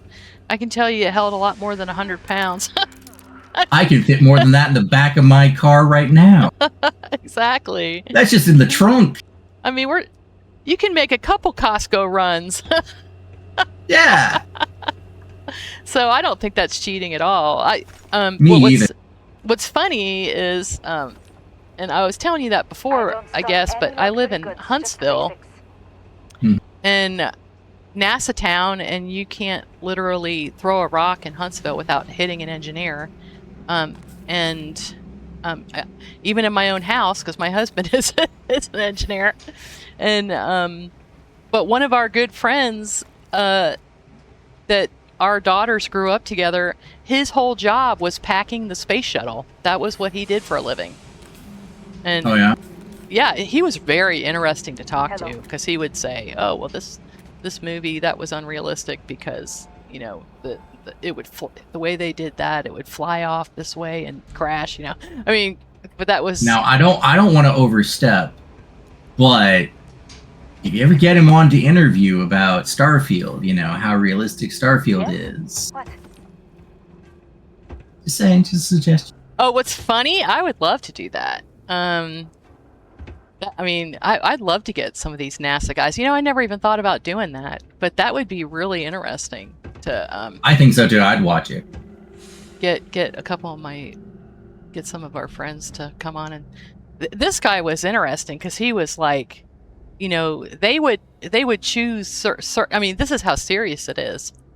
They would choose certain brands of toothbrushes because of the weight that the toothbrush would have, because everything has to be like, it doesn't matter once you're in space, but when you're taking off, everything has to be exactly even.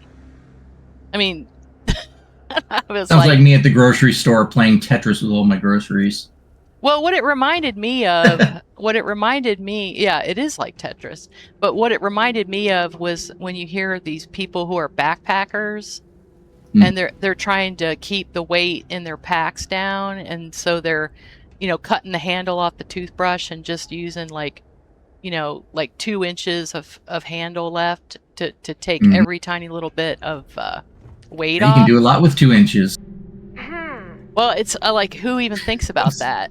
Like, who even thinks about that? And so, yeah, I'll never forget that day. We were just sitting there, and he was talking about it, and talking about packing the space shuttle, and I was like, wow, that is a really interesting job. I mean, I must say, and I mean, and I don't remember every bit of what he said, but I remember thinking, wow, that's nuts. like that's not something I ever even would have thought about. Nothing will make you think about weight more than either having to carry it yourself or pay for each pound. Yeah. Well, something that people might not know is the reason they stopped painting the fuel tank, the big fuel tank. The first couple of flights, they actually painted it white, but that's like hundreds of pounds of paint, which means you have to have hundreds of pounds of fuel to lift the paint into space. And so they quit painting it.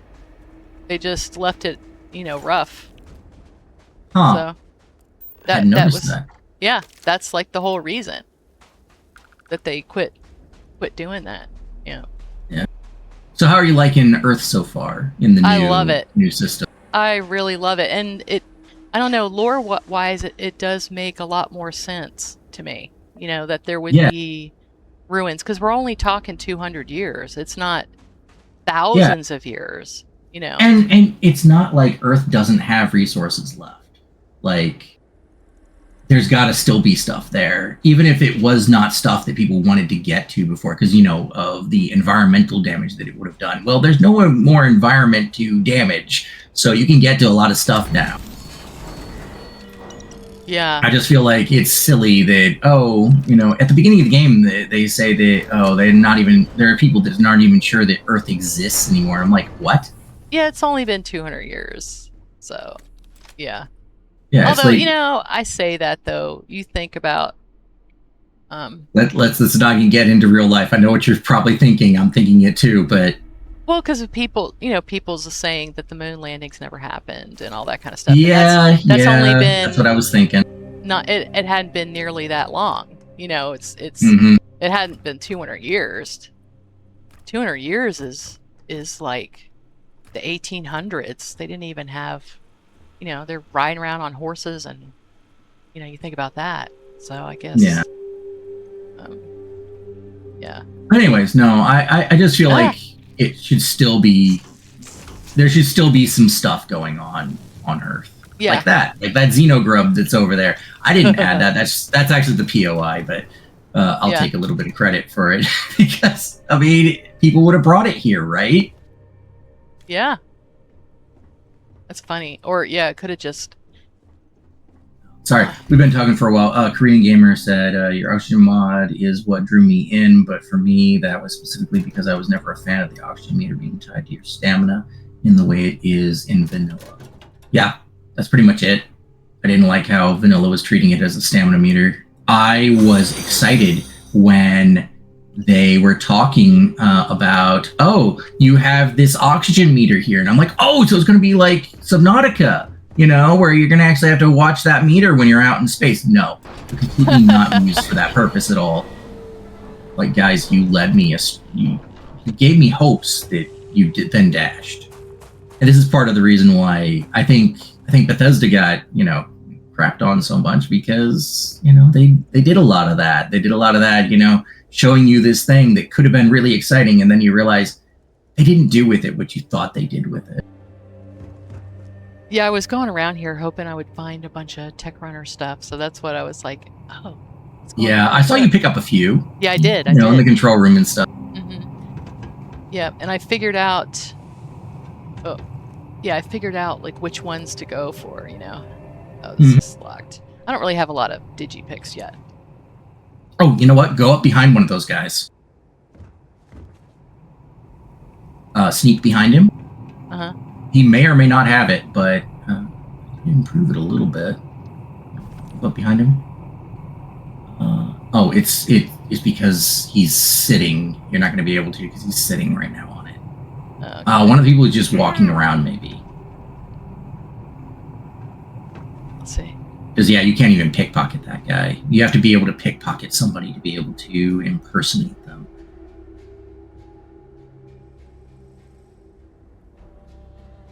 But it also depends upon what clearance they have. Not every NPC has clearance everywhere. But like that guy, if you sneak behind him, you might be able to... There's too many people there. You don't have theft, do you? No. Okay, that's why. Girl. If you don't, you have to have at least one rank in theft to unlock that interaction with people while you're stealth behind them. Okay, so what biome did we want to look at? Coastal, if you can find Wasted Mountains is another one. But Coastal Desolation is my absolute favorite. Okay. But you have to find it. You have to go out of the... there we go. You found it by accident. Never mind. I was going to say, it is tied to where the coastline would be. So if you looked at the actual map and looked at where the continents had been, you can find Coastal Desolation better that way. Because I did draw it myself, and I did try to get it very close. Oh, it's foggy. Oh, you may have to sleep for a little while if you want to be able to see it more easily. Yeah. But yeah, you still got rain there. If you can tell, it's got rain coming down.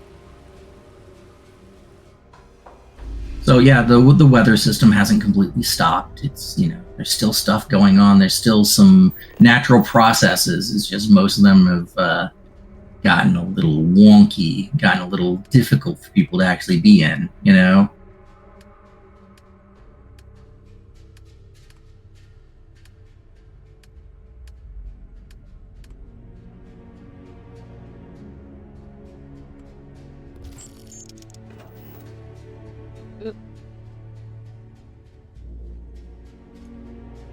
Okay. It was I want to get to local time. You get to like 8 a.m. local time, I think, would probably be best. Okay.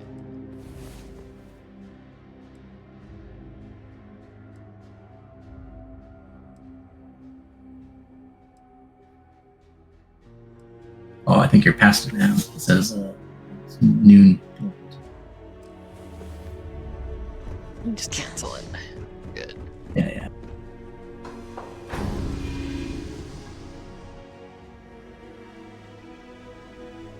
No, Korean Gamer, there is not. The two are different cells. What Starfield does is it renders them one on top of each other, but they're not actually physically in the same space. Also, when you're outside of your ship, only certain parts of your ship are loaded. They're specially flagged so that they will load while you're outside of your ship. The rest of the interior is not loaded. So there are some ways, like some cockpits, if you look into, you can tell that like the back door, that would be open. You should be able to see the rest of your ship. It's closed because it doesn't load all of it. Oh, You got crabs. I got crabs. They're so cute. Yes. Little beetle. Aw, they're just kind of hanging out. Of course, the crabs would be the ones that would survive, you know? Aw, they're peaceful. I'm glad, so many weapons yet. Hello, little crabs. You got that thing on your back right there. That's sort of a weapon. Oh, yeah, that's true. Aw. Yeah. They're so cute. Hello, giant crab. How are you? Yeah, but I mean, he's an alien crab, but he's very close to an Earth crab. I'm not too worried about it, so I just didn't worry about small details. Where are the sloths? What do you know? What biome? They're in the ice caps, actually. Okay, we're gonna go get a sloth. Yeah. But yeah, so this was all coastline at one time. That's why all the coral and the rocks and this, that, and the other is here. And then the water has receded because without a good atmosphere, the water evaporates, and you lose those oceans over time. But as far as the story goes, scientifically, Mars took a very long time to lose its atmosphere. So there is no reason that 50 years should have turned Earth into what we got in Starfleet. No reason, not scientifically. Yeah. And I get it. They didn't want to do too much to Earth because that wasn't their focus, but come on, guys. Give us something here. I know there must be a way to fix the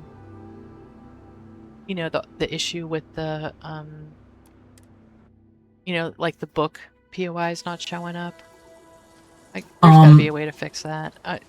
So I'm going to apologize publicly again. I'm on stream for the first time in a long time, and I'm doing a lot of things publicly. I accidentally caused that bug in TG's mod. The Xenology, the one where you got to do all the cooking. Galactic Harvest, that's it. The file name is Xenology, by the way. Right. Yeah. Anyway, Galactic Harvest, the reason why is because at the end of development time, we usually take our mods into Xedit and clean them up. We go and we look at what should not be there, because the CK leaves a lot of stuff in there that it shouldn't. Especially if you're a builder and you accidentally touch one pack-in somewhere trying to copy it over into another area, suddenly that entire area has been edited because of it.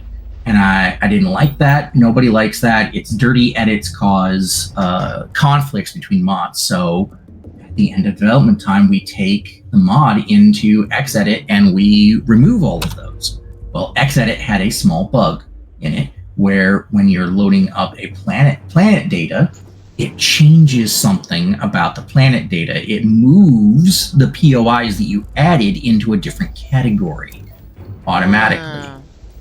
And then when you load it back into the CK sees it in the wrong category and categorizes it wrong and overrides all the POIs on that planet instead of adding to the POIs on that planet.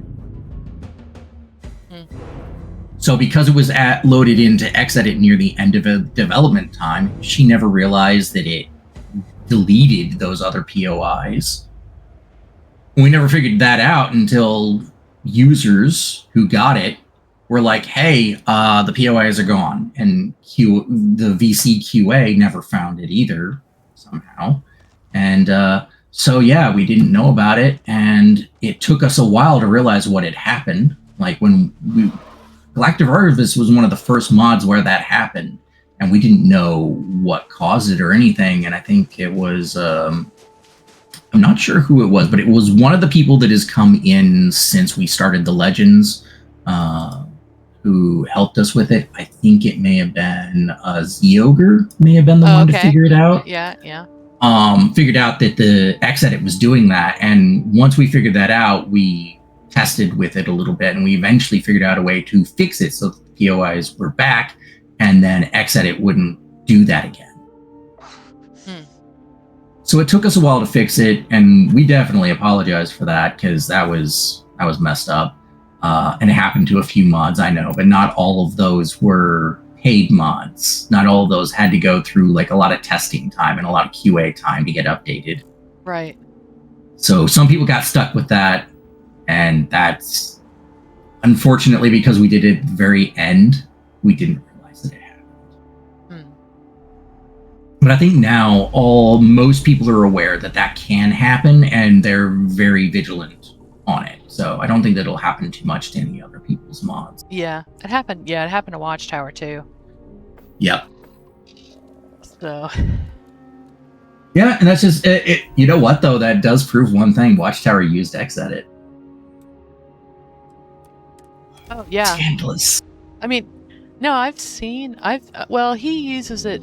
He uses like the clean feature and stuff on it. Yeah. Most modders who are worth their salt will use Xedit to clean up their mod. Yeah. That's just the name of the game. CK is not good for that. If you want super technical stuff, you go into Xedit and you start editing stuff that the CK won't let you. Yeah. Looking at the wasteland. Yeah. And so cool. Like, I really like Techrunner. Oh, thank you. I love it too. I think that looked so close to Fallout to me. Like, not the super populated parts of Fallout, but you know, like if you were out in the middle of nowhere in Fallout, that's kind of how it would look. And I was like, yes. Okay, now tell me about. Did I get the? I think I did. I was gonna see if I can add a mining laser to my ship. Let's see. Oh yeah. You know if you'll be able to do it here. It depends. You'll be able to at least add some kind of mining laser to it, because as long as you have as long as the shipbuilder that you're at has access to one of the laser weapons, it should have access to one of the mining laser weapons. Okay. Let's see. Do you have geology though? That is a good question, because you need rank 1 in it. I can probably make sure I get it if I need to. Okay. I think I do. Let's see.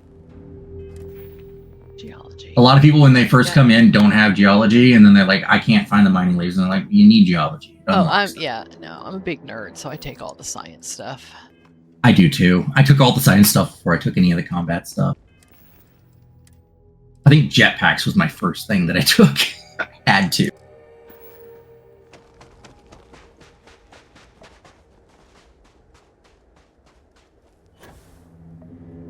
Anyway, you're probably, if you're going to modify the Starborn Guardian ship, you might be at it a little bit.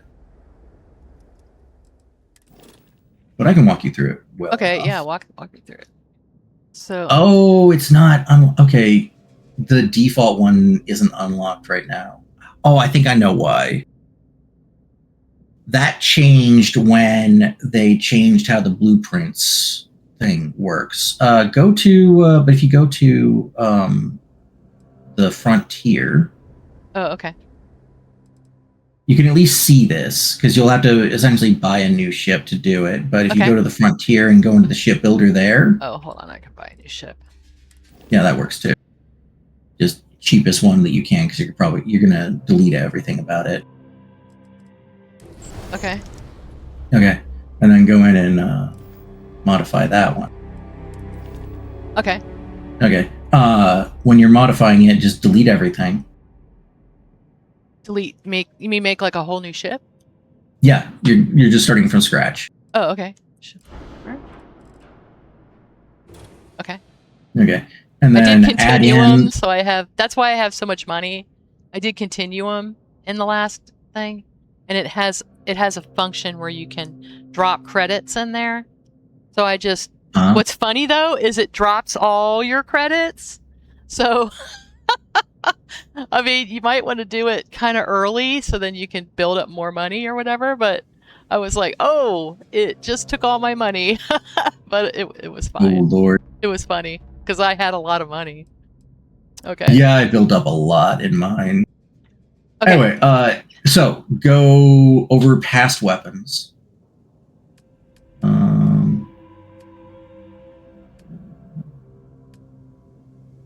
Oh yeah, they're all in different categories now because the all-in-one. Is it laser weapon? Oh yes. No, not for this one. Oh, okay. But if you want to, it'll be utility. Oh, okay, so you got to there add you go. a new. Yeah, you got to add a new Starborn ship. Okay. Okay, and then if you go in to add, you can put a laser on it.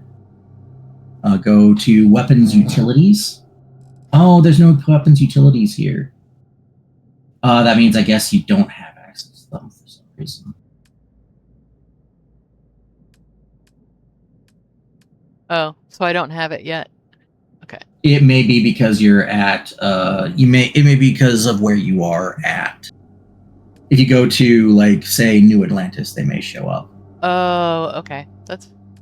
So what else do you need since we're doing the building this, might as well. Okay. So all the categories where you have to add something. So if you go over to like a landing.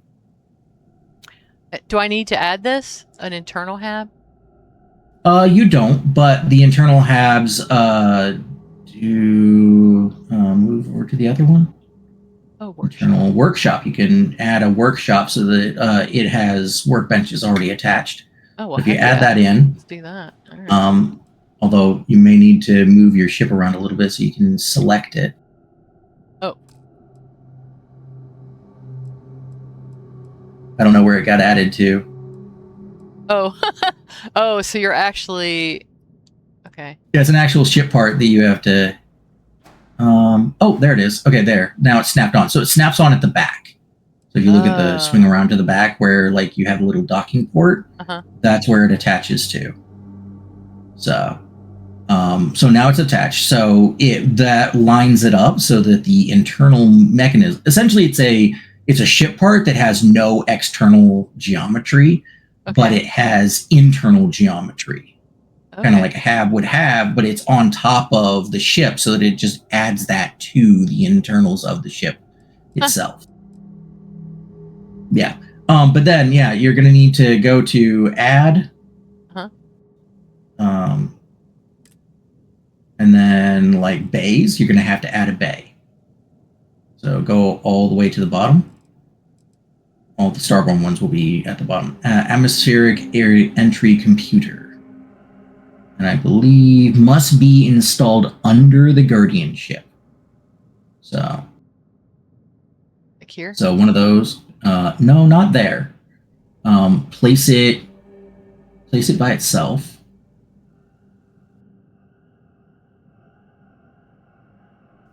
Just go off to the side a little bit. Just place it. So you can see it more easily. Okay. Hold on. What is that? Oh, is that my? That is from a different mod. Oh, that's okay. No, that's okay. Atmospheric entry computer. Yeah, so you see where it's lighting up those four little spots there? It attaches to one of those. Okay. All right, so hold on.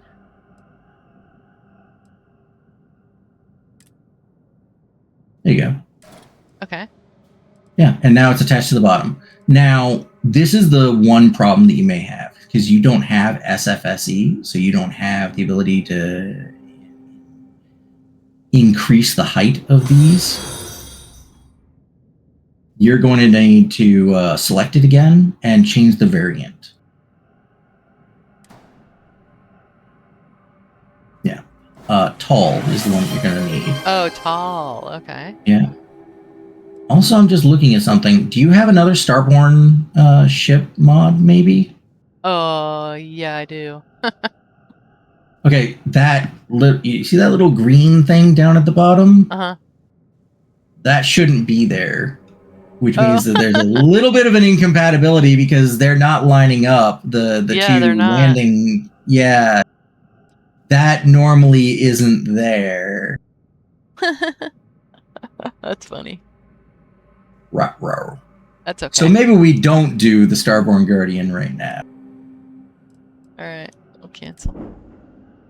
But yeah, you can just add the the lasers to that. But I need to do it New Atlantis, is that correct? Probably, yeah. I don't think that your shipbuilder here has it.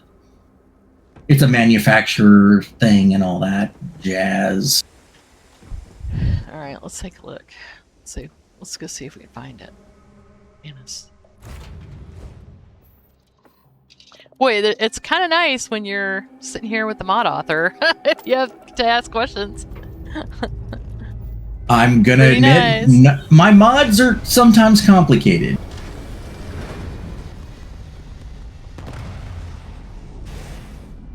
That Guardian... Being able to modify that Guardian is from my M-Class and Guardian ships mod.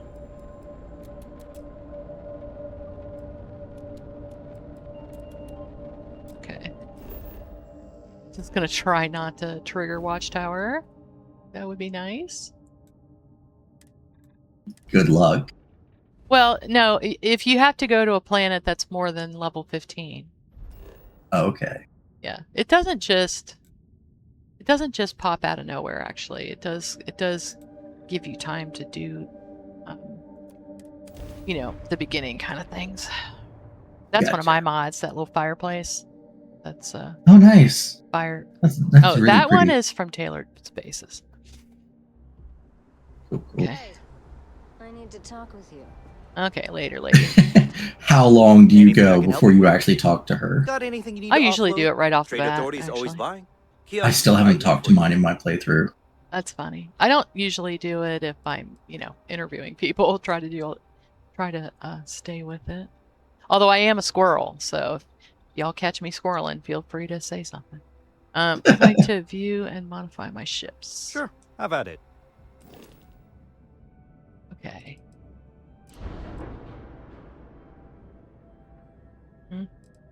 Okay. Put one right there.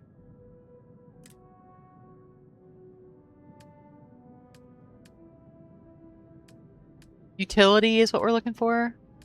Weapons utilities, I believe. Is it still not showing up? Yeah. Should. Where? Let me take a look real quick. I'm in Xedit for a reason. You have the geology perk, right? Yeah. All right, let's... Is it a certain level of it? Let's see. It should just be geology rank 1 or rank higher. 2. Oh, yeah. No, you're rank 1, but yeah, that's fine. Rank 2 is available.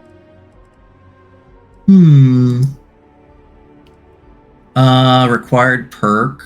Do you have any starship design? Some of these require starship design, some of them don't. And some of them are level locked, but I think you have pretty high level, right? Yeah, I'm over 100, I think. Starship design, I have level... Oh, max on that. Okay. And that shouldn't be an issue either. I'm on, yeah, level 1. Oh, on level 2.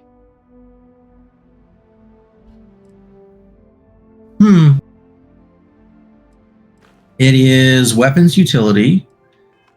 I don't know what the... you know what? Let me make sure that it's turned on. You know, sometimes yeah, stuff happens. Yeah.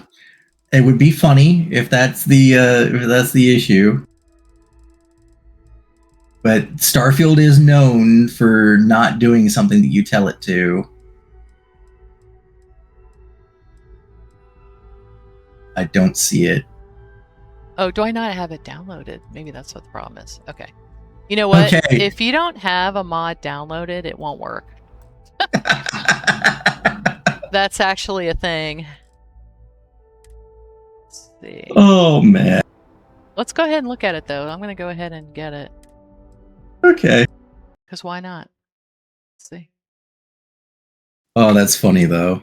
I know. I'm over here panicking. I'm like, no, there's an issue. No, I apologize. I usually try to.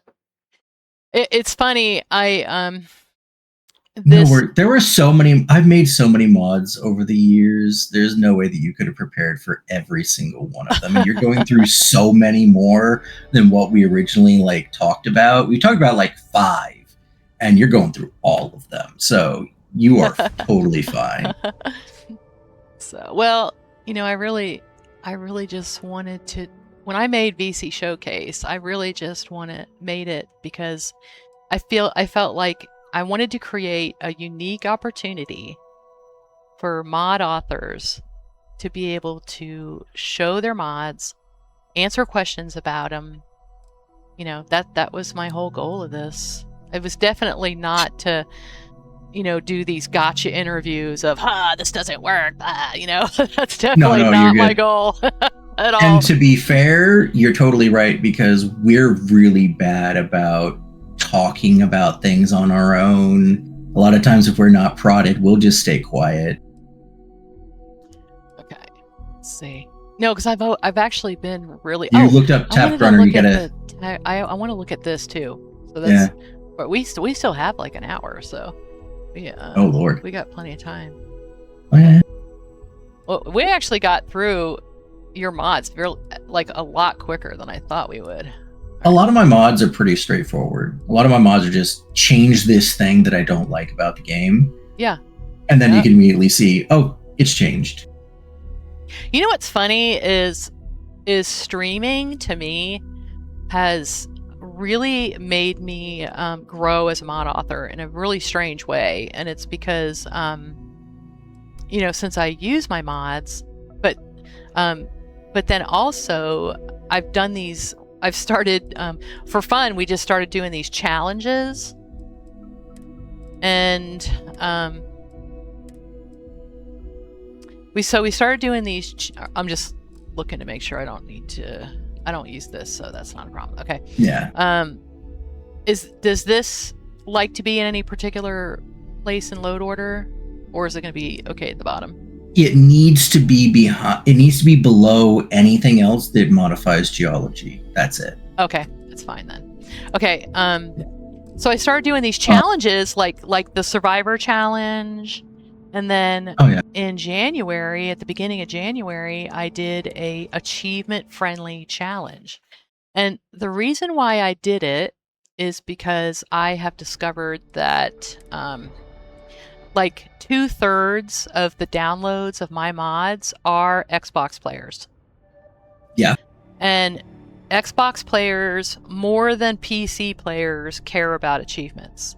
Because when they play on the Xbox, they get these daily challenges and they get points and all this stuff. And I guess Cyberrunner was telling me that he had so many points from playing Xbox. He had so many points that he was able to he could have bought an Xbox with the number of points he had. That's a lot. So, but that's why people care about him. It's not like some weird completionist thing. It's because it translates to real money for them.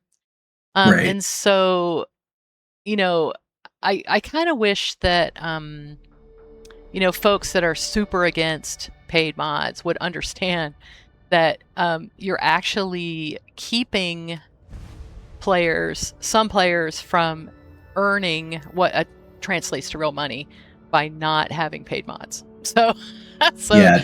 I mean, there is kind of a reason to have them, and especially since Starfield is essentially an Xbox game, because there's so many more people that play on Xbox. But I think that hasn't been the history of Bethesda games. They're PC, all the mods are free, all that kind of stuff. And so people just don't realize, that no, you're actually hurting some of your player base by, not just slap. If it means a lot to you and you really don't want to make any money, just put 100 credits on it. It's fine. Just make it as cheap as you want to.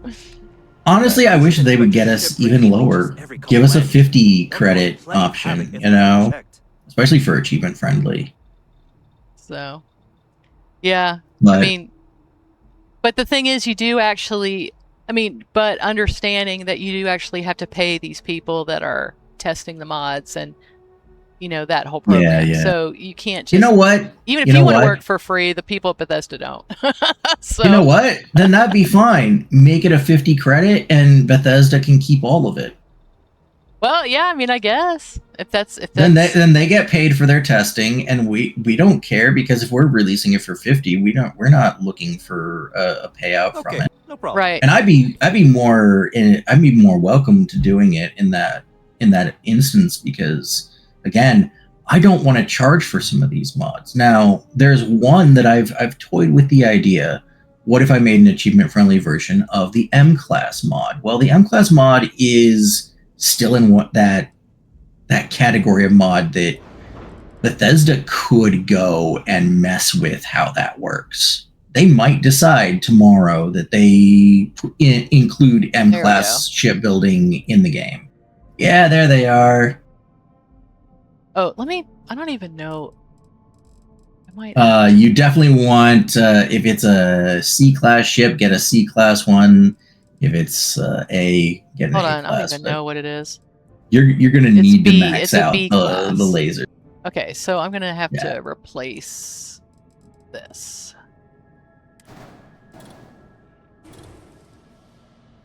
Yeah. Oh no, I've started you on the shipbuilding. No, this won't take me long to do. Okay. I'm just going to slap a couple of Dark Star. Oh, actually, they won't have them on here, but that's okay. Matilda's might have something that works for it. Matilda will have something.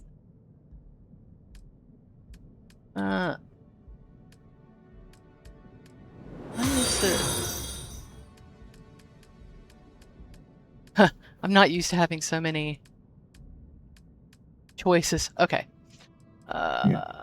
Chicken Mc... I'm not going to say the whole thing. It's trivial for PC users to re-enable achievements. Yeah, that's what I use. I use that, and I don't care. I never cared about the actual achievements. I just wanted to stop bugging me about it every time I loaded up a game. Yeah. And what's funny is I actually finally went ahead and did that. I just added. There was a particular one that I felt was nice. There's one achievement enabler that you have to have. You have to have SFSE, and there's one you don't. Right. So. Oh really? Yeah, there is one that you don't. Well, that's cool. That's good to have an option now. So. Yeah, and I'll message you later what the name of it is, because I'd have to go on Nexus and look it up. I use SFSE anyway. Oh, I can make it. I have a whole bunch of mods that modify the shipbuilder itself, so like I don't have to have things fully lined up. I can, you can have multiple of certain objects on there and stuff like that. Oh well, heck yeah! Look at this. I can just do that. Okay, we'll just make it M-Class.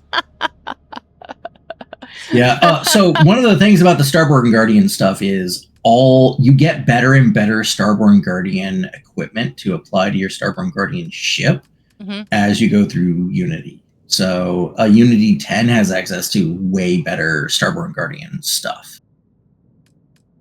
Oh, nice. I like that. I like when things like grow with you. I just think that's... Yeah. I always get people asking though, hey, how do I enable it without going through Unity? And I'm like, I mean, you can, but you probably don't want to, because you're going to have to like trick it into thinking that you went through Unity, and that's going to mess with everything about the game. Yeah, I'm actually working on an end game content mod that's going to have different different things when you go through the Unity. Like each time it's gonna, and I'm like really excited about it. I think it's gonna be neat, but it's honestly, I love mods. I have a lot of learning to do, though. I love mods that try to be balanced and give you access to things as you're going, rather than like, hey, here's this god tier thing, you get it immediately. I'm like, no, balance it for me. If I want to put it in my game, I want it balanced. Yeah. Can't use it. Are you kidding me? Arrgh. Matilda's stuff is so expensive. Oh, I know. Well, you know what the trick of it is, though. What's that? The trick of it? So he has an engineering hab that has 5 million credits sitting in a box, and No. Yes. Bad Matilda. Bad Eric. Isn't that funny? So, well, he left it in. He had it in there for development when he was, trying to test things, because he couldn't make his own ship because it was too expensive, and it was a new tune. So he put that in there, and then he just left it in there for fun, for funsies, I guess. And all right, we'll have to. Matilda. Isn't that funny? Yeah. It's ridiculous.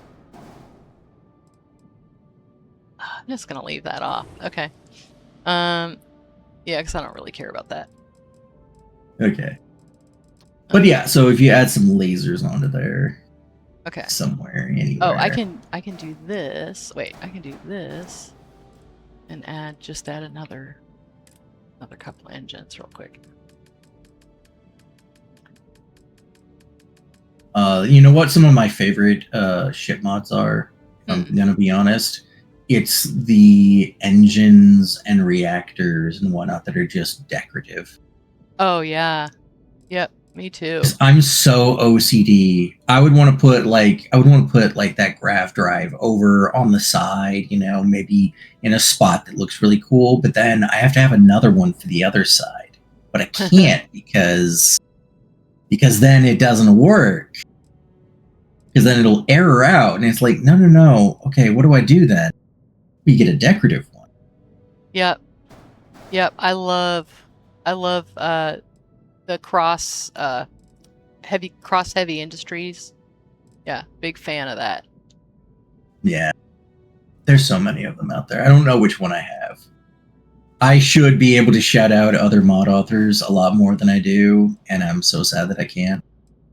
There are so many good mod authors out there. I have like a top 3, and that's not even close to how many mod authors really deserve recognition. Well, and that's like, I don't get, when folks are like, well, I don't really use your stuff. I'm like, well, that doesn't bother me. I know that my stuff is kind of niche. I mean, it's decorating stuff, and there's a lot of people that don't care anything about that. So it doesn't bother me when people don't know. Unfortunately one who doesn't do a lot of decorating. I think I might have one of your mods. I'm not sure though. It sucks when you have like 300 of them. Well, there's a lot of people will have the den mod. No, not you. I'm saying me. I have 300 mods. There's a lot of people that will have the den mod, but then but they won't have any of the decorating ones. So that's kind of how it usually goes. Okay. All right, mining laser. Okay, we'll use that. Cool. You're gonna want a full suite of them, however many reaches. So 3. Gee. Yeah. If that one's a 4, then you're gonna need 4 power. Then you're gonna want 3. Let's see.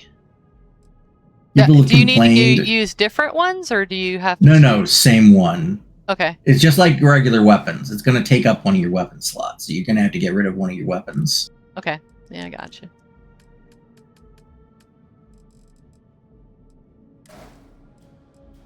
All right, let's see. We'll get rid of that. I don't really use those anyway. And these all kind of suck. So hold on. I do need to give myself. I need to give myself some weapons because. Look, I knew as soon as you started shipbuilding. I knew as soon as you started, because I'm the exact same way. There's no way that I'm not going to start messing with everything. Well, the thing is if Watchtower shows up, I'm just going to die. So then we're going to have to start over. All right. Okay, so let's see. Something good here. Do a lot of damage. There we go. Yeah, this is actually my favorite one for Watchtower. Direct fire laser is really nice. Oh yeah. Let's put 2 of those on there. Luckily I have a ton of money, so it's fine.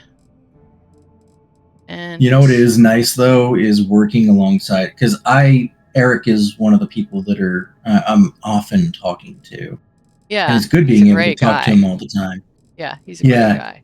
Because one of the things that I really badly want to do, and I've talked about it in my Discord before, is one of the mods that I want to tackle eventually. Maybe when Bethesda announces their next DLC, I'll start tackling it. Yeah. Is I want to tackle putting in different stats for weapons and possibly even ammunition, so that the different weapons are vastly different from one to the other. Like laser weapons would work off of your reactor and recharge, but then like a ballistic weapon wouldn't need to recharge. It would just require lots of ammunition. Mm-hmm. And again, it's because I'm Elite Dangerous a nut, and I want it to work like Elite Dangerous more. Oh, I think I need a shield. Shield on. Which actually, so as an aside, Techrunner. Mm-hmm. Techrunner, people think that the full inspiration for Techrunner comes from Cyberpunk. It doesn't. Partially it's from Cyberpunk. But actually, a good amount of it is from Elite Dangerous. The ground game in Elite Dangerous makes you run around outposts there and gather up materials and hack things and get into different parts and like shut down reactors and stuff like that. But almost nobody plays the ground game in Elite Dangerous, so nobody knows about it. And I do just have to make it red, so. Well, yeah, it goes faster that way. Yeah, obviously.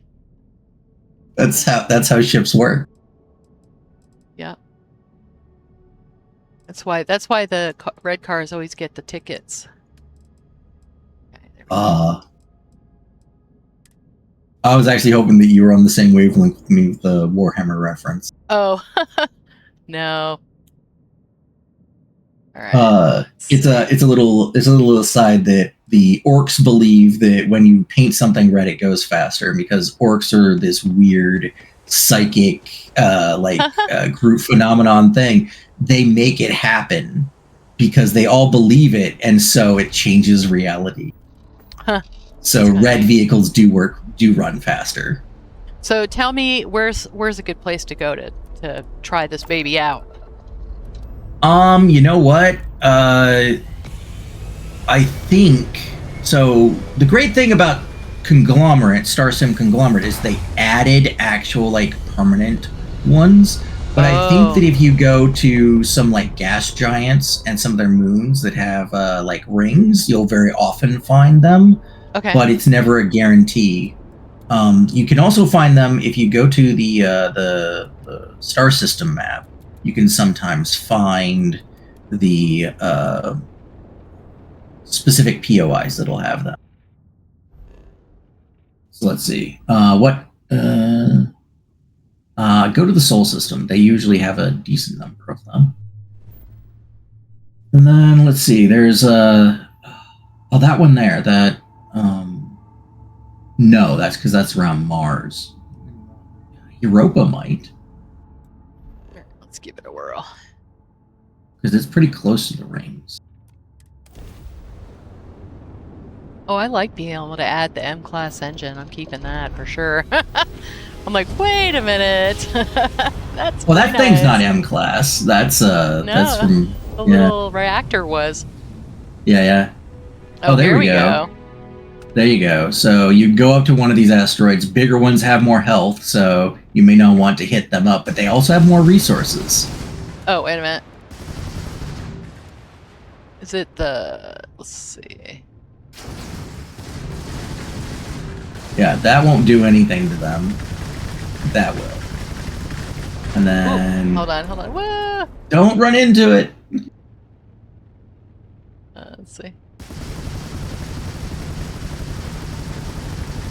You gotta hit it a bit. Yours may not be very powerful. It'll take you a sec. There you go. And then once it drops, you know. Cool. You gotta select it. And that's how it normally would work, is you would select... Oh. Hold on. Let me get it back up from it a little bit. Yeah, I've that's noticed usually that best. if you're too close, they won't really pick it up. Yeah. Oh wow, nice. Yeah. So you can just sit out here and do that, and then the metal asteroids and the ice asteroids drop different things. And then the if you find any of the salvage components, they drop different things too. Holy cow. And then as you increase your geology ranks, you'll get different resources as well. Oh, geez. But the main resources that you get are usually just based upon the like iron, nickel, etc. The things that are very, very common. Mm-hmm. The things that are very, very rare unlock as you increase geology. Gotcha.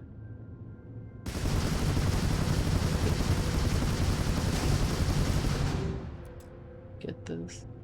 I was too far away, I think. But yeah.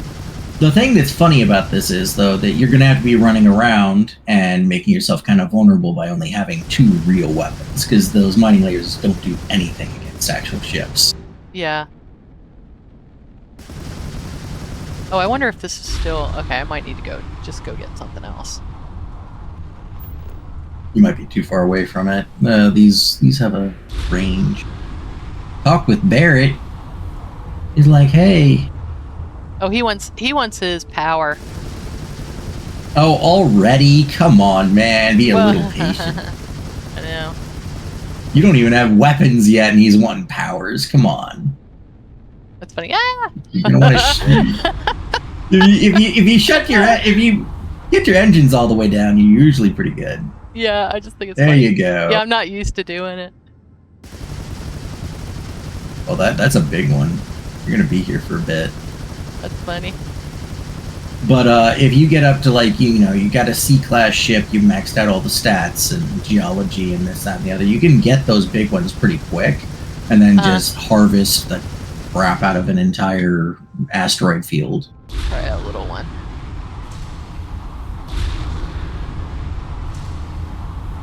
Let's see.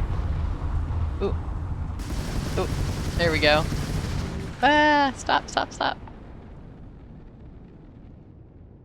Okay, there we go. Oh, look at all the... That's cool. So did you add that little animation where all the rocks come off it?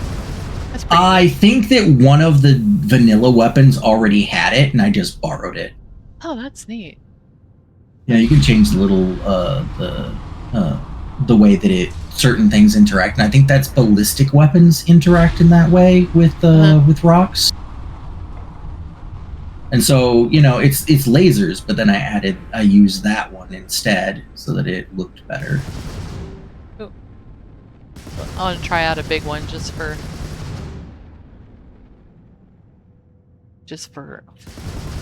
see how long it would take at your current level. Yeah, curious.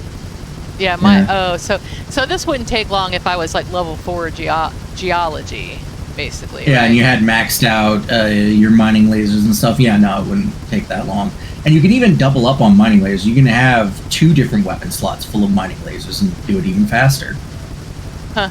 If you dedicate an entire ship to essentially no weapons, just all mining lasers, you chew through these so fast. That's funny. That's neat. I need to try a little mining thing. Just yeah, do a little playthrough of it. It's interesting. Yeah. If I honestly, Conglomerate, I don't think that they ever got as far as they were planning to get with Conglomerate, but it's a pretty good mod, and it goes well with the space mining here. Yeah, and I wasn't because they had sure if they went together or not, so I'm glad that they do. They need a patch, but they go together very well. And actually, because in Conglomerate, different asteroid fields have different yields, they go together even better because now you can really specialize and target where you want to go for different materials. Huh. I couldn't do that in the base game because these are all like randomly generated. Right. All right, let's take a look at... I'm just going to go ahead and land so I can get up and walk around. Sounds good. Sometimes you just got to stretch your leg. Well, I wanted to look at the modular... I wanted to look at the next thing, basically. Next one. Oh, okay. Okay, let's see. So after this, my mom and my daughter are going to come over, and we're going to go get dim sum at this restaurant that we really like. So Good that's stuff. gonna be fun. I know. I can't wait. I'm excited. I love this place. You just got the update. I just realized. Hey, before you go too far, you can go into. Yeah, you can do that. You can place down a personal terminal now in Techrunner. Oh yeah, let's take a look at that. That's really cool. Okay. Now, what's it? Where is it? Oh, wait. It's in crafting, I believe. Crafting. Cool. What is this? It should be near the bottom. Yeah. Personal terminal. There you go. Yeah. Pretty neat.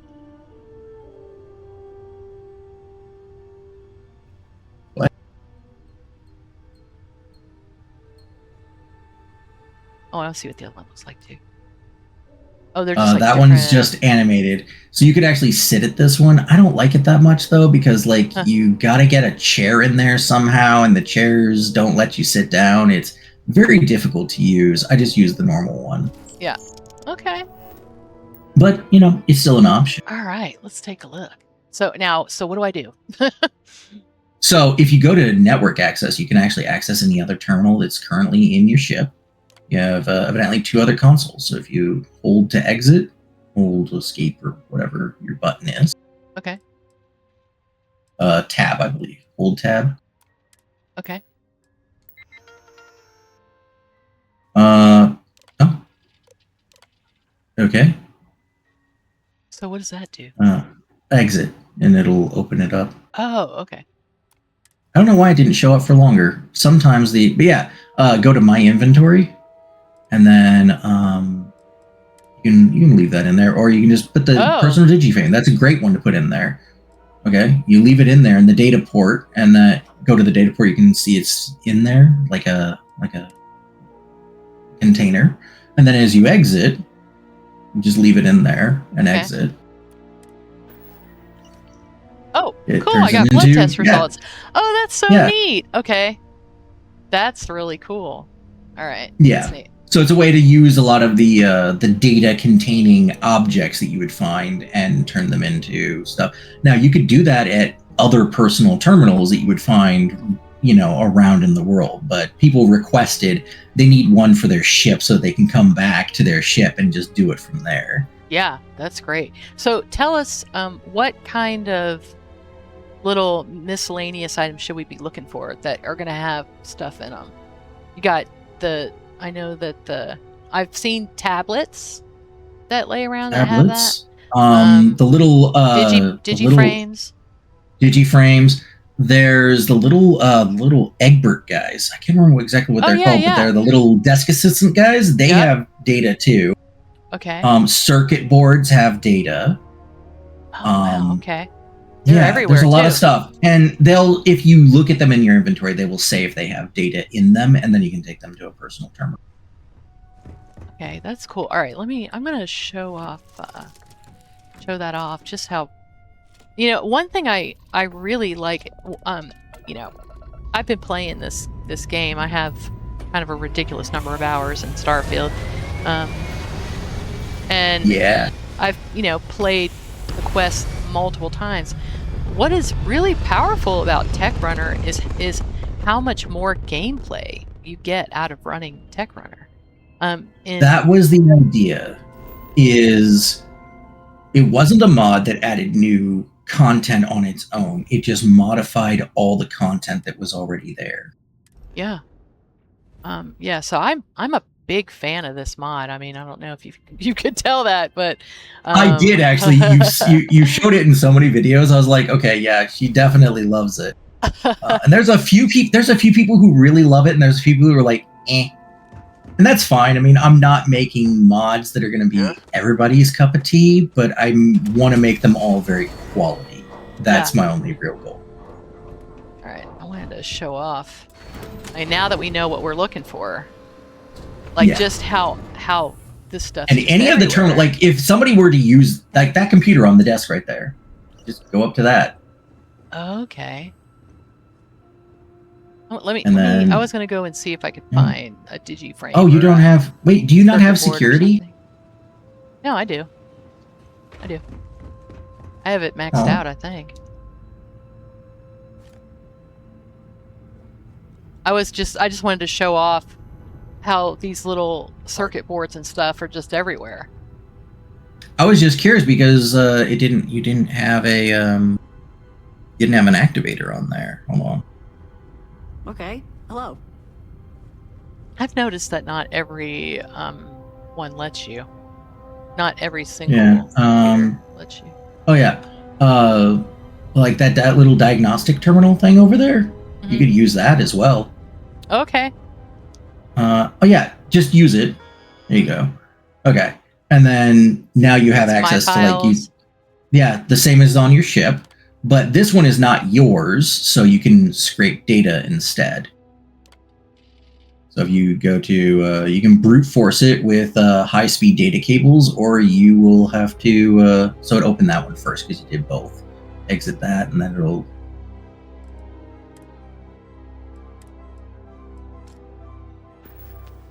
Yeah. All right. But yeah, so if you don't have high-speed data cables, you can still use I don't really have anything yet. Yeah. Just look for the high. I thought it was so sad that like that was added to the game, but no, there was no use for those things. Yeah. Let's see.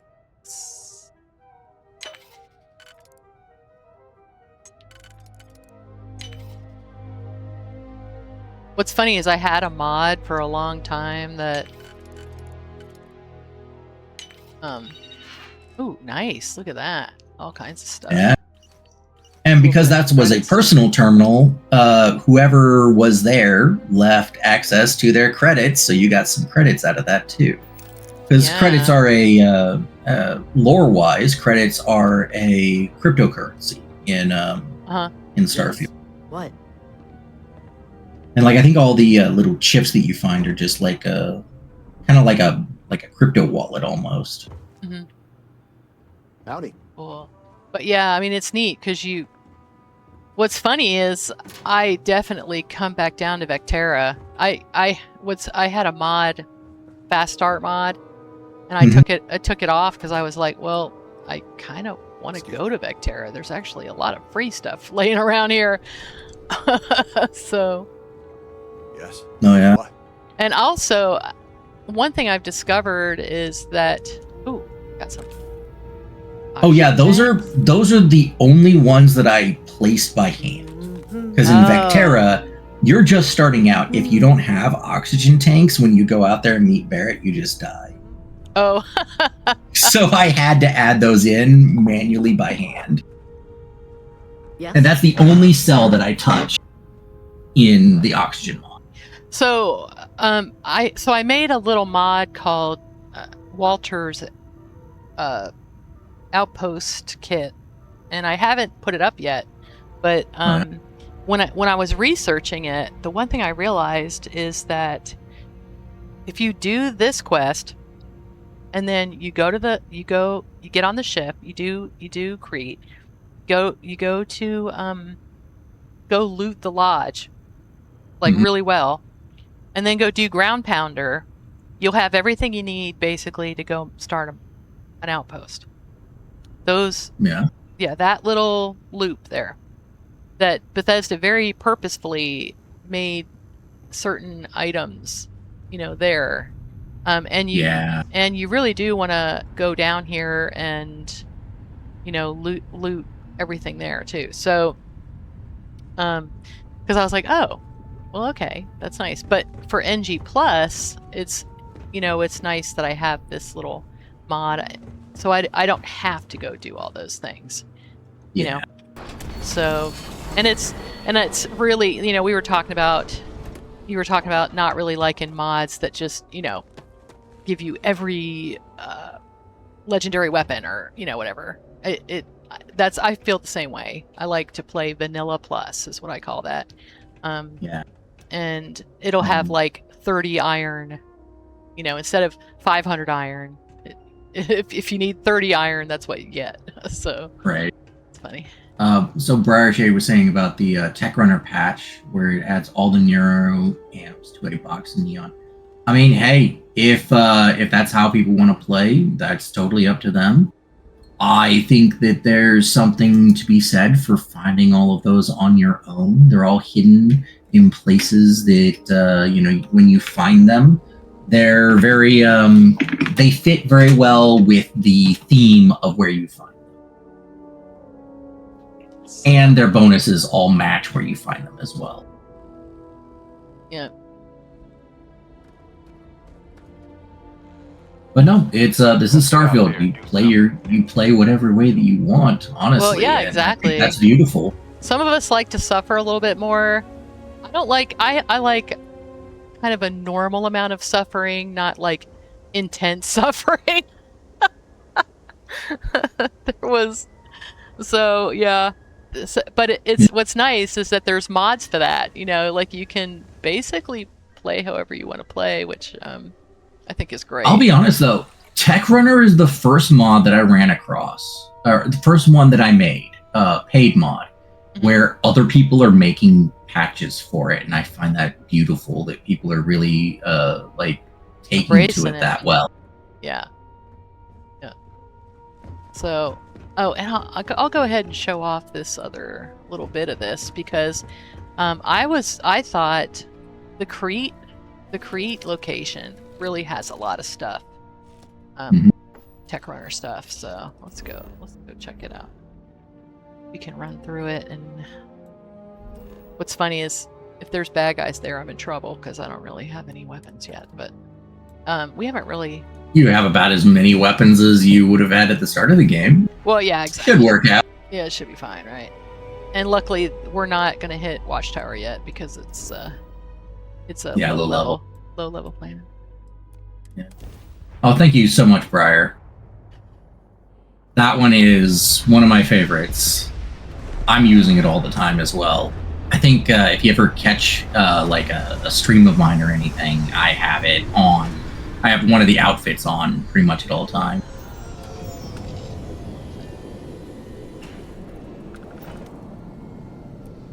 Is this in the right place? Oh, I'm like, uh-oh. What's this? Oh, wow.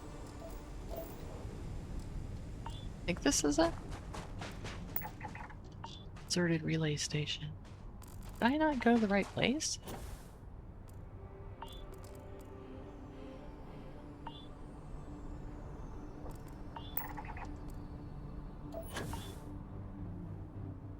It looks familiar. Wait a minute. Oh, never mind. Never mind. Crete Research Lab. What's the matter? Okay, can you hear me now? Yeah, I can hear you now.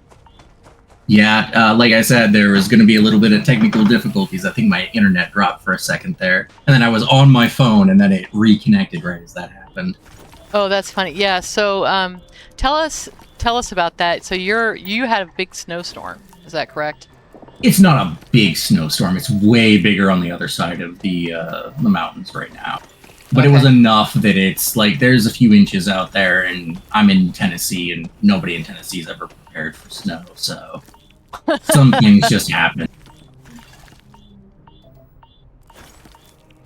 Yeah, and I wasn't smart enough to go ahead and buy a vehicle, which I should have. Didn't even think about that. That's okay. If I die, then we can show off. Hey, look at that! I ran out of oxygen. Actually, what's funny though is Crete actually has oxygen because it's a breathable planet.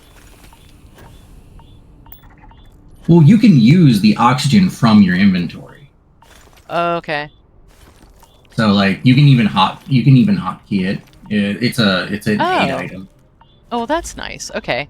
No, I'll have to do that. So yeah, I didn't even think about hotkeying it. That's a great idea. Hold on, let's do that. It's not a super difficult mod, so like, you can find plenty of oxygen to use as you have. But if you want to make it more difficult, you can lower the number of those that you can carry. You can change the gameplay settings, and then you're barely finding any oxygen in it. Well, I figure if you're on planets that I mean, because it seems to me that if you go to a planet that doesn't have oxygen, where you would actually have to have oxygen, people are going to have oxygen. So that makes sense to me. So, yeah, and I mean, if you end up in combat with any of these guys, they will have a chance of dropping oxygen as well because they need it too. Right. Get some pick up Lysander while we're at it. Have you ever played with Xenomaster? I do, actually, all the time. Yeah, I love Xenomaster. I rarely ever actually use the Xenos, but I love like some of the interactions that are in there. And yeah. I think I even use Bedlam so that the Yep. Yes, Bedlam has creatures that spawn with enemies as well. But no, Briar, yeah, no. Out in the Blackness doesn't have the oxygen. It's Kian's realistic oxygen meter that has the oxygen. But thank you for looking out. Okay. Yeah, just there look are at all other hazards in Out in the Blackness.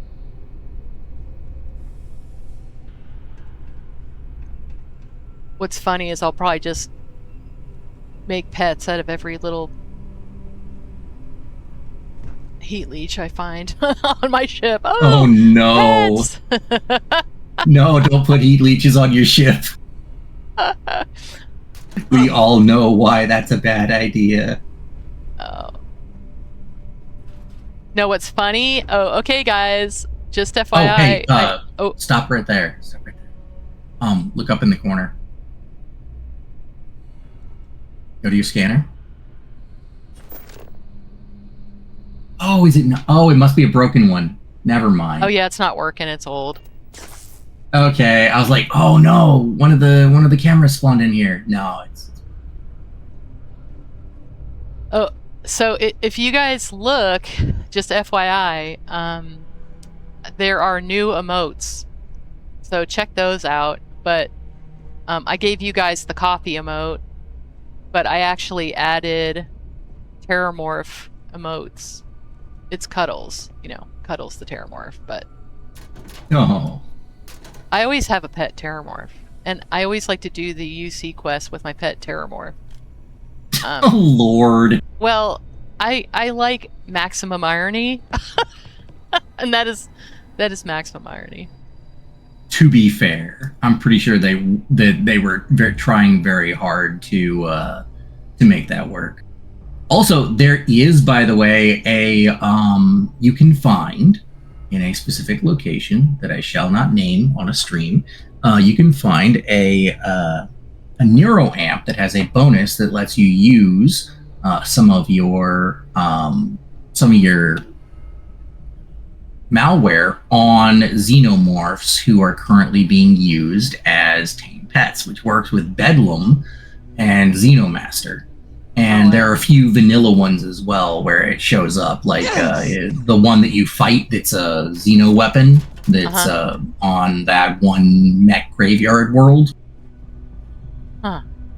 Yeah, that's cool. I definitely have the feeling that I've just scratched the surface of Techrunner, and I'm pretty excited unfortunately, about it. Unfairly to you, you could actually use that. You can scrape that one too. I don't have a lot of digipicks yet, but although this is actually a pretty good place to pick them up.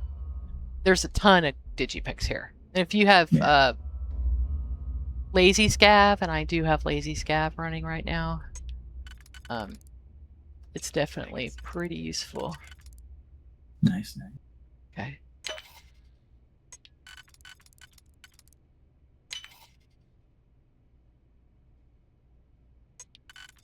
Oh, not that. Maybe in a different orientation it's that. Okay. So I was using a mod that actually... Okay, this is going to be this one.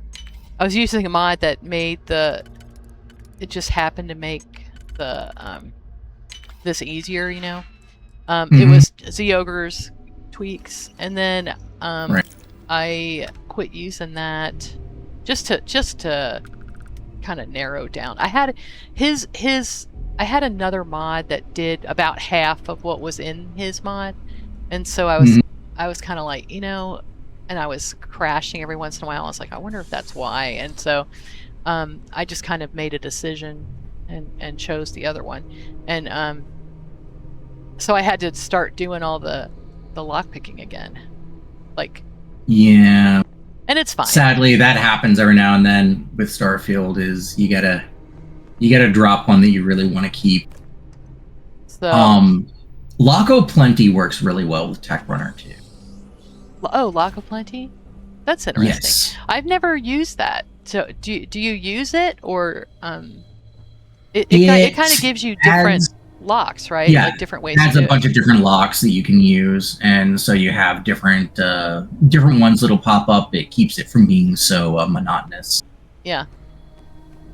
What I usually do is just make sure I have a bunch of data cables. So. Yes, those are really good to have. I think actually there's a few places that sell them now in Techrunner.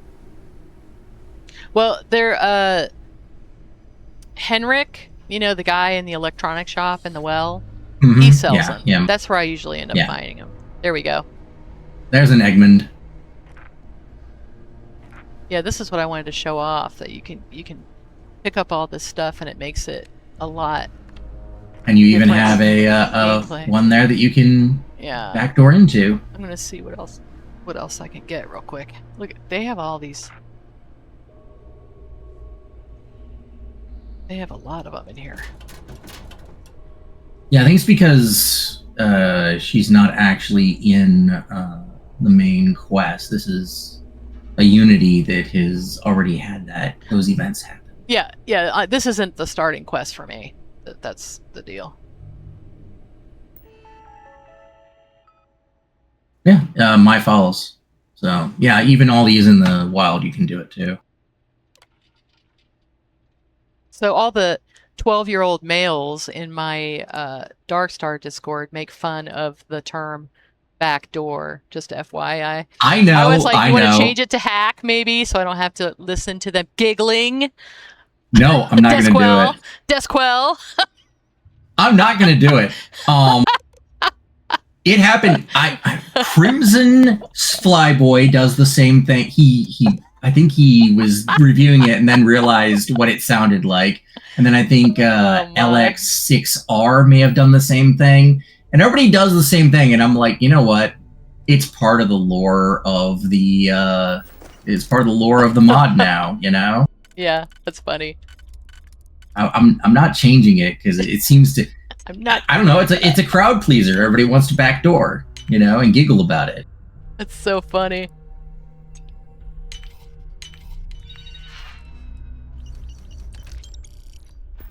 There are still more pieces of data and more ideas that I want to add to Techrunner as well. Like I've been writing a bunch of them down. Oh, that's great. I had a stream where somebody was playing it and they were going through, and then a bunch of people in the comments were saying, "Hey, why don't you do this or add this?" And I was like, "Yeah, it's not a bad idea. No, I can see that happening." So I wrote a bunch of them down. I just really love that that you're just making all this stuff useful. That's already in the game. I mean, it just makes so much sense to me, and I'm like absolutely here for it. Absolutely.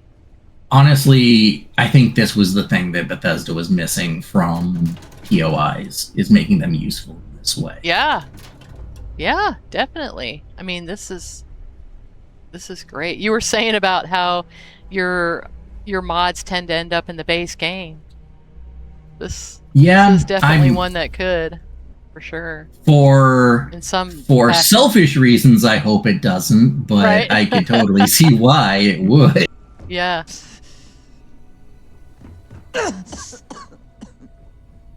I'm like, dead. I guess I'm not, but I sound like I am. So I have another mod that I just got that gives you lights, and this is actually a Nexus mod. But look, it's like an actual light. I love it. I Oh, want that's it now. cool. I know. That Jay Dook, who I got to know from mostly from X, because that's where he that's kind of the social media that he maintains. He, I got to know him from there, and then he asked me to do StarCon. Yeah, and if you're interested in doing StarCon next year, let me know. We were definitely. Now tell me about this, the impersonate thing. So tell me about that. Like, what kind of things can you do if you can impersonate someone? What? So first of all, I will say I have no idea what StarCon is. So after this, you'll have to fill me in. Yep. But that is another inspired by Elite Dangerous thing, is you can scan the credentials of people, including dead people, and then use that to access other parts of this POI. So now that you have that, if you run into a door that is locked, you can essentially put your hand on that door or whatever lock it has, and because now you've registered this is you, aka I'm this scientist, so the door should respond to me as if I was this scientist. It's going to open for you. It can happen with computers as well if the computers are locked. It doesn't happen with everything though, like little containers and safes. They're not networked, so they wouldn't have. Yeah, impersonate master. Oh, so now this you tells have you a master lock. Oh, wow. So if it's a master lock or lower, you now have access to it. If it's a door or something like that, or a Holy computer. cow, that is really neat. Okay, all right. Yeah, I didn't really get that, so that's amazing. Yeah. So I added in many new ways that you're going to use those digipicks, and I also added in ways to not use digipicks to kind of balance it out. Nice. Yeah, and Lazy Scav's picking up a lot of stuff, so that's why it's not here. In case you're wondering. Okay. So what's funny about Lazy Scav is I have a love-hate relationship with it. I love getting the stuff, but I have been like, if it was a new quest and I didn't realize that I had to have a key for it, that there's a key. Well, it's in Lazy Scav, and so I didn't realize that it was like even there. Okay. Does it create like its own inventory that picks this stuff up? Yeah. Okay.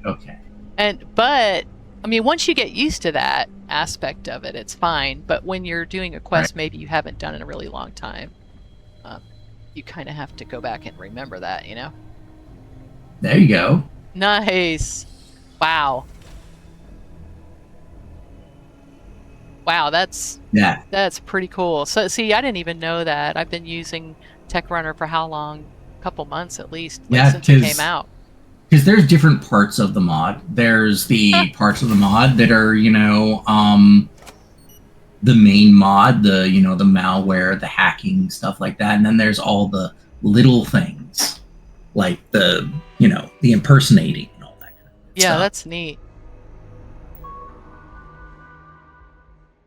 Oh, yeah, network access. You have network access now because of your impersonation. You've essentially unlocked it. So now you can go and say, hey, I want access to one of these other computers that are here inside the POI without getting to that POI. So you could technically be on one side of a door, know that you need to go all the way around the POI to get to the other terminal that opens that door, but you have network access. So you just hack into the network, access that computer on the other side of the door, and say, open that door from that terminal that you just accessed remotely. Oh, wow. Yeah, this is really neat, guys. All right. Well, my mom is here, so I think we better wrap this up, I guess, because she's having trouble getting in the door, and it's 18 degrees outside. Wait. You do not want to leave her out there for very long. Thank you for having me on. This has actually been really great, and it's been good being in front of a stream again. You need to get back to it, because I would love to see streams about Techrunner and all the ins and outs of Techrunner, and I'm willing to bet that all these people would like that too. When my computer is more stable and doesn't crash as much. All right. Because I don't want to be in the middle of a stream and then have a blue screen. That's not okay. Right. So, hey, whenever you have something that's coming out and you want to start the hype train, sure. Feel free. I'm happy to test it, and I'm definitely happy to have you back. I've really enjoyed this. I feel like I've learned so much about your mods, new things that I didn't know, and yeah, definitely let's do this again. This was a lot of fun. Oh yeah. We will definitely keep in touch. Got you friended on Discord. I'm in your actual Discord, but you said that wasn't used for too much. Right. Hey, send me an invite to Legends because I'm definitely interested. I definitely will. That. You're definitely Legends material. So, and I know I'm going to be asking people a lot of questions about, doing this next mod that I'm working on. So, anyway. Oh yeah. It's definitely. Yeah, we welcome it. Doing things that I've never done before. So, ooh, oxygen tank. Nice. All right, everyone. Thank you so much for being the best audience ever. Definitely check out TN's mods. I'll tell you, Techrunner, I could not say enough about it. I've had so much fun with Techrunner. And it's funny how it just naturally works so well with so many different other mods like Watchtower. And not only that, but Cryomancer. I don't know if you've played Cryomancer with your mod. It has the same problem as Watchtower for me, but it's on my list. I bought it already. And it's not funny. It made me cry so many times trying to get it to work. Oh. So, well, what's funny is your mods work fantastic with it. So, oh, yeah. You're going to have a lot of fun. You're going to have a lot of fun. When you get your computer working the way it needs to, you're gonna have a lot of fun with your mods in those mods for sure. So yep. All right, everyone, I'm gonna go ahead and see who we can send you off to. I do have a policy of if I don't know the people, I will no longer raid to people I don't know because I had a bad experience. But luckily Grimstalker is there, so I'm gonna send you guys off to Grimstalker. So yeah, definitely check out my new little emotes. There's new animated ones and regular ones, so you guys are gonna have fun with those, I think. Okay, hey, bye everyone. Take care. Stable. All right.